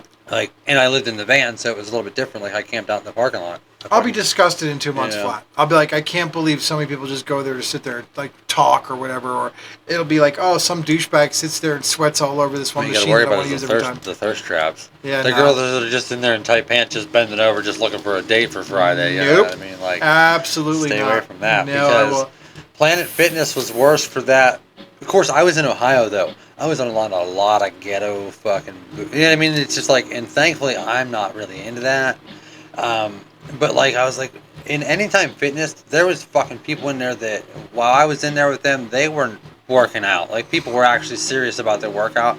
Planet Fitness, there was a lot of people just kind of fucking off. You know what I mean? And just Well, you could say the same thing about Anytime Fitness, because it's open at all hours, and you can go there at any time you want. It's Well, that's the literally- thing too. When you're going, you're seeing a small percentage of the people that go there. But but and it doesn't matter. That's the thing. Like you got to stay in your own bubble anyway. Like I mean, you can't gauge your motivation against somebody else's or your progress against somebody else's. Like But I never had that. That little dick syndrome where I have to oh he's got bigger muscles than me. Oh, I better fucking like I don't give a fuck because I'm cooler than everybody. So I'm too old to give a shit about that stuff. Like it's like muscles earned at this age, or even fat that's burned at this age. We'll just say we don't even say muscular development. That's a little far-reaching. But if I could just keep some of the flab at bay, then that's fucking mileage, man. That's you gotta try that DDP yoga. No yoga. Increasing flexibility, but really the big thing, like I said, is water, dude. Like just increase water intake. Like even if you are just doing very mild workouts, because my style workout, because obviously we're fucking busy. We have tons of other shit to manage. Is just 15-30 minutes burst. Now I mean you're gonna be driving in there, so you want to probably spend at least an hour in there because you're driving that far to get in there. So you don't want to just be in there for 20 minutes. But those high intensity interval workouts, like those HIIT workouts, are fucking awesome. I mean, just 15-30 minutes, I can get that in as soon as I wake up, and then go do the shit that needs to be done before we go to the shop. And even if I come down here in the evening, I can fucking hit the bag and stuff. It's pretty cool. I wish they had a heavy bag at the shop at the Planet Fitness. But the thing about Planet Fitness is that they've got stuff that even if you don't have to even go in there and hit any weights or nothing like that. You can go in there and use their fucking sauna and use their massage chairs and use their other shit. So I do forget about that. There's a lot of stuff there that you can use. Not everybody in there is looking to just fucking get ripped and fucking be strong. And some free people tanning, man. That's all I really care about. They have tanning too. Holy shit! They do not have a sauna though. Not at this particular place. Right. The one I was at is in Ohio. I mean, that fucking place was next level. It was pretty cool. Like I said, I was a black card member, so I could have taken somebody with me at any point in time. You got the full massage chairs, and they had fucking spas and all kinds of cool shit. It was pretty cool. I mean, I didn't work out in there as much as I would have, but I was at Anytime Fitness just because it was literally less than a mile from the place that I was working in Ohio, and I would sleep in the fucking parking lot of the gym. Yeah, and I had the personal trainer and shit. He was real cool. He knew my situation. I was out there fucking 4-degree fucking sleeping in the van, dude. I couldn't wait for 3 a.m. to get up and go in there. And plus through the night I would go in there at Anytime Fitness. I got a fucking card. I would go in there and take a piss, take a warm shower, But yeah, it was sick to go in there and work out. And there was a couple times where they had a really bad snowstorm and there was no power and the gym was closed. But because I had a personal trainer, I would just text the dude. I'm like, dude, how the fuck can I get in? This is fucking with my workout. Dude. He's like, well, actually, the back door doesn't lock, dude. So You're in there just in the pile dark. the snow back up against it when you leave. So I started doing that, and the next thing I know, I'm like, he told other people the same thing. I'm like, now there's 3 people in here working out, dude. It's pitch fucking black. I'm like, dude, you just better hope I don't get hurt in here, dude, because you got a lawsuit on your hands. I didn't let him in. There's emergency lighting. Yeah, right. We broke in. Right. We're so committed to our workout. Fucking breaking and entering, dude. Damn gym rats. They Because, took the worry right off the hinges. I was pissed though because he knew that's not just my gym, dude. That's where I shower. Yeah. That's where I fucking literally get changed for work in the morning, dude. I come in and hit the vending machine, get my protein shake, I take my fucking workout seriously, and then I get ready for work there. So it's oh my god. So yeah, with the power out, you couldn't use your fucking key card or your key fob. Yeah, so I just pushed the fucking door open to kick my fucking shoes off and shit. It was legit in there working out in the pitch black. It was pretty cool until there was 3 people in there, and I'm like, I wonder how many other. a lot of pornos start out this way. There's 4 fucking ripped ass gym rats in here, and the power's out, and I'm real vulnerable, dude. I'm gonna get back in the van with my cat, go to work. It really fucked with my workout, dude. It was fucked up. Which one of you guys in here have been in prison, huh? Because. It's awfully sweaty. He hasn't even started working out yet. Right. Fuck. Wait, that guy doesn't belong here. He's not a member. I've never Dude. seen him before. My gaydar has been fucking off plenty of times. I never fucking. She's like, that dude was like. Oh my god, I didn't even know. I thought he was really nice. He just kept touching me. He was really just I huggy. touch people for a living. I guess it's not weird. No, your hands on all the time. That's what's weird is like I don't remember your name, but I was on your fucking side for 2 hours. You know what I mean? Like it's a weird life. You know, like I literally won't remember someone's face, won't remember someone's name, but like show me that arm, show me that back. The mole on your thigh. Oh yeah, that scar. I had to get around it. That's right. You got hairy nipples. Oh my god, the dude that I have to shave his like Oh, sure, you shave other people? You know this is a sensitive subject for us. this comes up. It's gonna come up every fucking Every episode. time we Oh my god, I offered to shave it last time just as a fucking a sign of respect. You weren't even tattooing that spot though. That's why you're so fucking creepy. I'm Like, dude, why are you in my waistband? yeah, what's this obsession with chest hair? I'm trying to get that shit to grow back. You know, when you shaved it, when we started this project, they were dark hair. They all came back right. Meanwhile, I've got a collection of it over No here. Just every little strand I've ever been able to get. Witchcraft I'm gonna explains fucking a lot. clone them. People are burning my hairs and making fucking. We've got voodoo about dolls 6 out of hours it. of his voice now, and we've got a little bit of his DNA. Admission of guilt for so many things. I ordered the cauldron on Amazon. It'll be here on Wednesday. Full moon. Perfect. Get her done. Every house has got a fire pit back here. You would think you're going to see a cauldron come out in one of them and a bunch of witches dancing around it. I wish we had a fucking seance. Something. Yeah, let's get real culty. Let's do it. It'll be alright. Oh, fuck. All right, it's late. I'm out of here. Yeah, we've done it. We've done it all. I'm going to go up and help her with that baby. She hasn't been to sleep yet. We got so much material. You're not going to want to even put any of it in. Well, as always, man, it's always a pleasure to fucking sit down and talk with you.